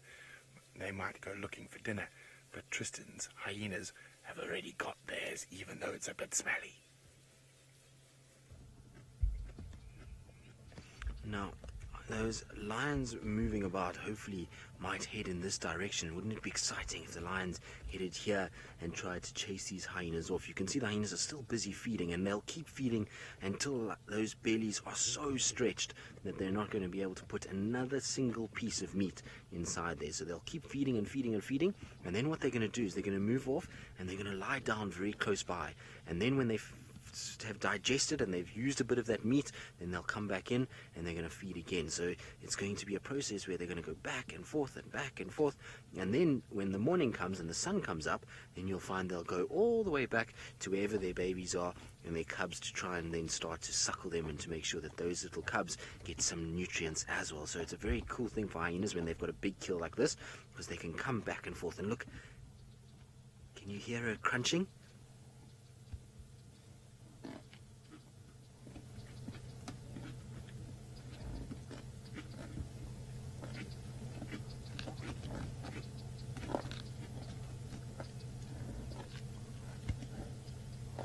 What she's doing is she's basically trying to use the side of her mouth. With hyenas and even things like lions and leopard, they've got a mouth that's designed with very sharp teeth in front that you all know, that look like big pointy teeth. There you can see one of them on the bottom right there. And now those are called canines. Now the canines are no good for when they're trying to eat like this. So what it's trying to do is it's trying to turn its head, and it's trying to use the teeth that are on the side of the mouth that are called carnassials. And so those teeth are like little triangles, and they've got little edges to them, and they almost act like a saw. And so when this animal closes its mouth and it bites down, those triangular teeth on the bottom and the top jaw cut little pieces of meat and skin off, and that's how they actually get it in. So they're not using their canines anymore, those big teeth. Those big teeth are when they're trying to grab an animal or trying to kill an animal. This is for when they're feeding, is those teeth actually get in the way. And it's now time to turn their heads to the side to try and use those teeth on the sides of the mouth to be able to get the food that they need.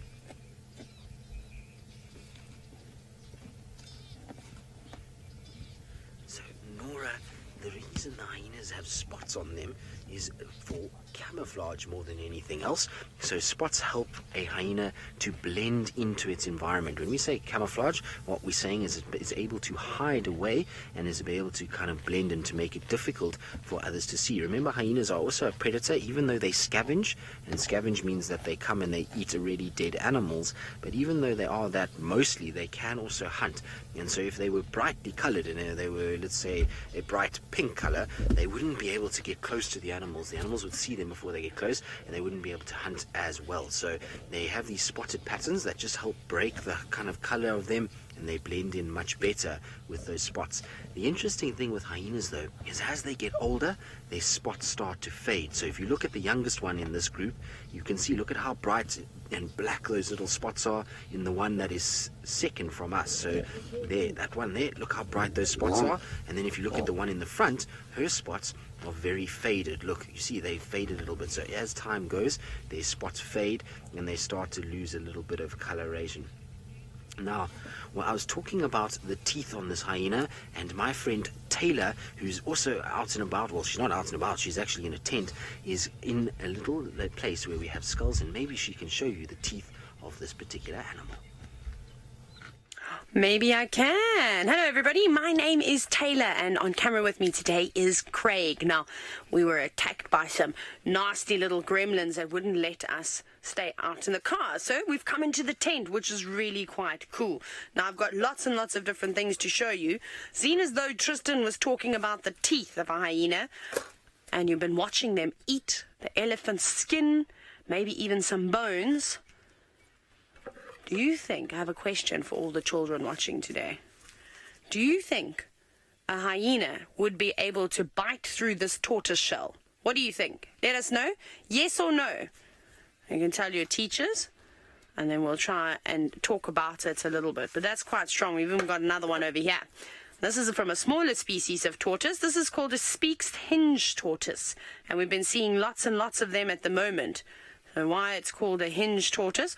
I've got to turn it around because that side was chewed off. Look over there. You see that? They can actually close it and completely hide their legs away. Whereas this tortoise, the leopard tortoise, which is the largest species of tortoise we get here in South Africa, doesn't have that feature. But if I just turn it slightly to the side, you can see here is the openings. So, very cool, eh? This is the back part. And this is the front of the shell. So when something does try to come around to a tortoise and it wants to eat it, it will do this. And hide itself. It'll bring its legs in. It'll put its legs around its head and protect itself. And its legs are very, very tough with hard sort of scales on them. Very, very tough skin. And that will try and stop anything trying to eat them. From hyenas, from birds, from lions. But do you think that those predators can get their teeth through this very, very hard shell? You can see these ones are quite old, so the scoots, the actual bits and pieces of the shell. Let's see if I can pull one off. Shall we see? It doesn't need them anymore. Ah, here we go. Look at that. Now it looks like a shell from the beach. Don't you think? That's so cool. It's so pretty. We may have to even try and put it under the microscope, I think, so we can have a little look. Let me see what it looks like, because I think it's going to be very pretty. Rebecca, are you trying to talk to me? Because I can't hear you. Rebecca's directing. Let's look here. Let's have a little look. Wait. No, that's not going to work at all. Oh, it's not as pretty as I thought it was going to be. Are we going to have a look under the microscope? How cool is this toy? Try and get it all sharp. Oh, I thought it was going to be a lot prettier now. And you can see there's lots of bumps and grooves in the scoots. So that's what we call this part of the tortoise's shell. And normally if you count them very carefully, you can actually tell how old a tortoise is. But it all depends on, well, the hot and cold months. So normally when it's winter, it will go down, and when it's summer, it starts to go up again. So you can count the seasons, which is pretty cool, don't you think? But there's something else I have under the microscope for you. So what I'm going to do is I'm going to take this away very quickly, and we're going to put the other really cool thing. I'm going to try and be as gentle as possible. There's lots of cool things. So remember, I'm still waiting for an answer from all of you. If you think that the hyenas are able to crush through the skull, look at what we've got on the screen. Look at that. Let me see if I can get a little bit sharper. Not that way. That way. Got to be very careful, very gentle. Oh, I'm not very good at focusing. Those are ants. Now, these ants, you can see, are very, very busy, and they're eating something. I'm not going to show you what they're eating just yet, but look at how powerful they are. Now, I'm sure most of you know that ants, for their size, are very, very strong, much stronger than you and I, and can pick up big creatures and pull them around. Now, I can't wait to show you what those ants actually look like when they're not under the microscope. You'll be shocked. Oh, there's a big soldier. See that big one coming through there? And they are nibbling away at this creature. Look at this. I don't want to touch it, but Craig, maybe you can come on in here. Let me hold it up and look at that. Can you guess what that is? I bet you're all thinking it looks like a frog. Hey, it is a frog. It's definitely a frog. And it used to have its you can see that it used to have skin on it, but the ants have cleaned it up. So they're just going to leave the skeleton. Look at that. That's going to be really cool to see just a frog skeleton, maybe in a few more days. And now you can also see how tiny those ants are. But they look really cool under the microscope, didn't they? I'm going to put them back because the ants are not going to be happy with me. And then all of you from Lewis Elementary said that predators would crush through the skull. You're quite right. So, yes, a hyena would definitely be able... I don't know where it went. I can't put the puzzle together. There we go. That's a bit better. So they're able to crush through, and I think that's maybe what happened here, or maybe even a big bird with a really big beak, like a southern ground hornbill, would have maybe broken through the shell and then eaten the tortoise. So not all the predators can get through here, but some of them can. So tortoises, unfortunately, aren't even safe in their homes. Right, off you go to Brent. Those lions are starting to wake up.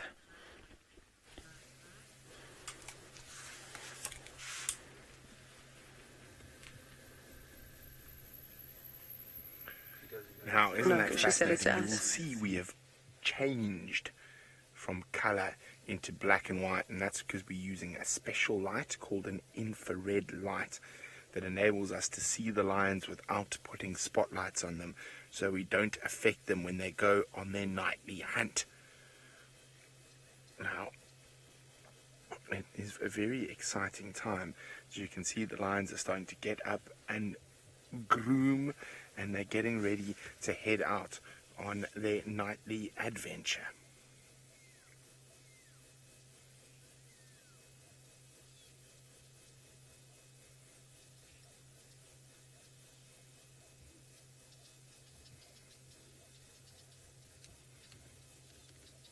And you can listen to how different the sounds of the bush sound as it gets darker. Now, at night, lions are the big bosses of the bush, and they're able to hunt things, Caleb, and they catch their food by jumping on them and then biting their throats to suffocate them so they can't breathe. So that's how lions catch their food. Not very nice if you're lion's food, but lions have to eat like everything else. As I was saying earlier, they can't just pop down to the grocery store.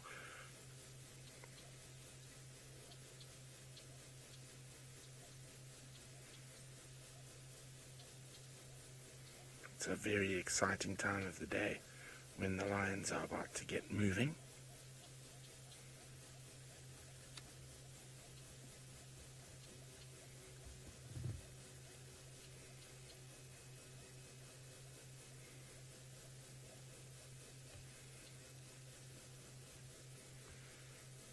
See all the grooming, they're grooming each other, making sure everyone is still friends before they go hunting.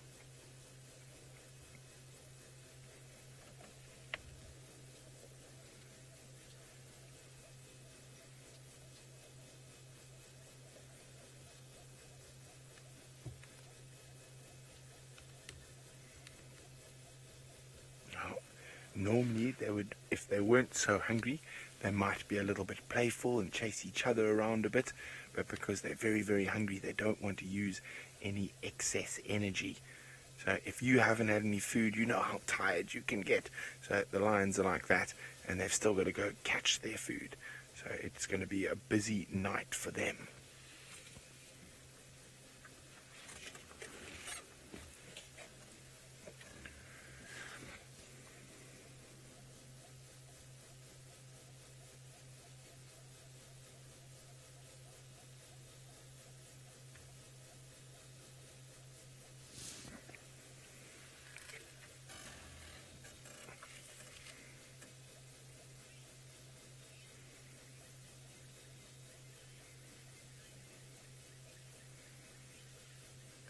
Our lions have a very diverse amount of animals that they will hunt. Music of Old Yonder, and sometimes they will hunt rhino. Very unlikely for them to hunt an adult rhino, but a sub-adult or young rhino that's been separated from their mother, a lion will attempt. I have seen it before in the Kruger, lions killing a sub-adult rhino and I've even seen them jump on top of a baby rhino, but mom was there and chased them off. So yes, lions will hunt rhino, but it is not very common.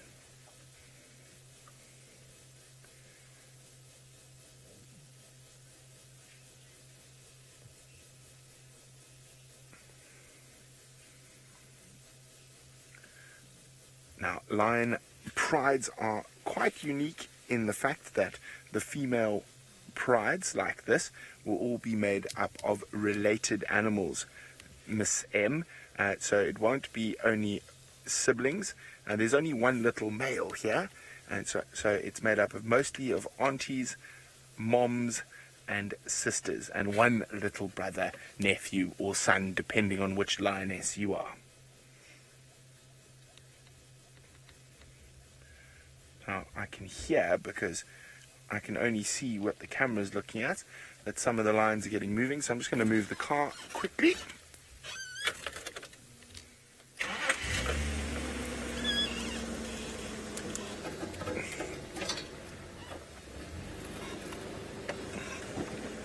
Anything behind us, Seb?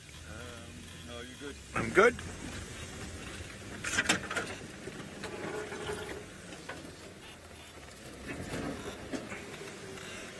Okay, well, we're gonna just try and get round this big tree in front of me. Now, I'm driving in the dark, it's quite scary. But while I get around, let's go across to Tristan, who's got another beautiful little predator.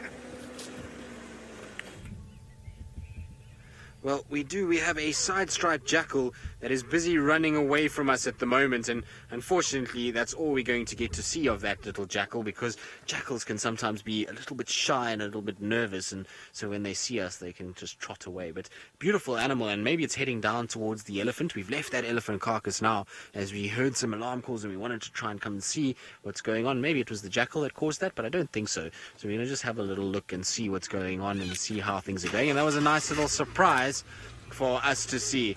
Now, while I try and quickly have a little look around for these alarm calls and see what's going on, let's send you back across to Taylor in the tent. None. Look at this big animal with big teeth. When you look at it, you probably think it must be a lion, it must be a hyena. But it's not. It's not any of them. Look. Can you guess? We don't have much time to guess, though, so you're going to have to be very, very quick if you do. Who's going to get it first? Let's see how many people are going to send their answers on through. Like I said, it can come apart. Very, very big teeth, but not a lion or a leopard or a hyena. It's something a little bit different. You can see, look how big the brain cavity is, so it must be an animal that's very intelligent, very good at problem solving. Very cool. It's a very creepy looking skull, don't you think? I think so. I get a little bit nervous when I see it. It looks a little bit better when it's got fur on it. Also, they've got big eyes. Look at that socket. It's empty now. Perfect. Okay, well, we'll see. Now, here's another thing that also lives in a shell, seen as though we were looking at the snails. No, we were looking at the tortoises. This is a snail shell. This is an African land snail. Now, they're really quite cool, and we've been seeing them because we've had a little bit of rain. But unfortunately, they are invasive species. They are not great to have around. Ooh. Oh! Lewis Elementary, you've guessed either a rhino or a dinosaur. Close, but not quite. This is, in fact, a baboon skull. Has anyone ever seen a baboon before? Brent was making the calls of the vervet monkey a little while ago. Now, this is a chukma baboon, and they're really, really big. They've got the biggest teeth. Their canines are even bigger than the lions. So you've seen those lions opening their mouths and doing a big yawn. You'll see that these guys are bigger. Look how big it is in comparison to my arm. Let me show you. Look at that. If a baboon were to bite me, they'd bite straight through. Very sharp as well.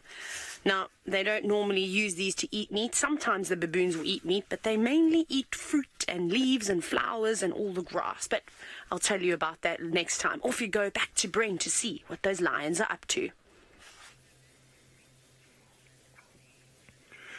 Well, the lions are starting to move off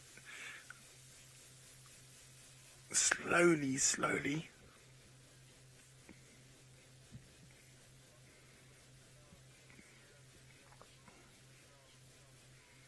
You can see they're disappearing now. They're going to go find themselves some dinner. It's been absolutely wonderful having all of you guys on drive with us. Hopefully we will have another special school drive for you soon, and I really enjoyed having all your questions. You're such a clever class. Oh, bless you, lion. The lion sneeze as well, just like Sebastian did a bit earlier. But hopefully for these hungry lions, they're going to be able to catch a buffalo for themselves tonight, and so tomorrow morning they'll be happy and healthy and well fed.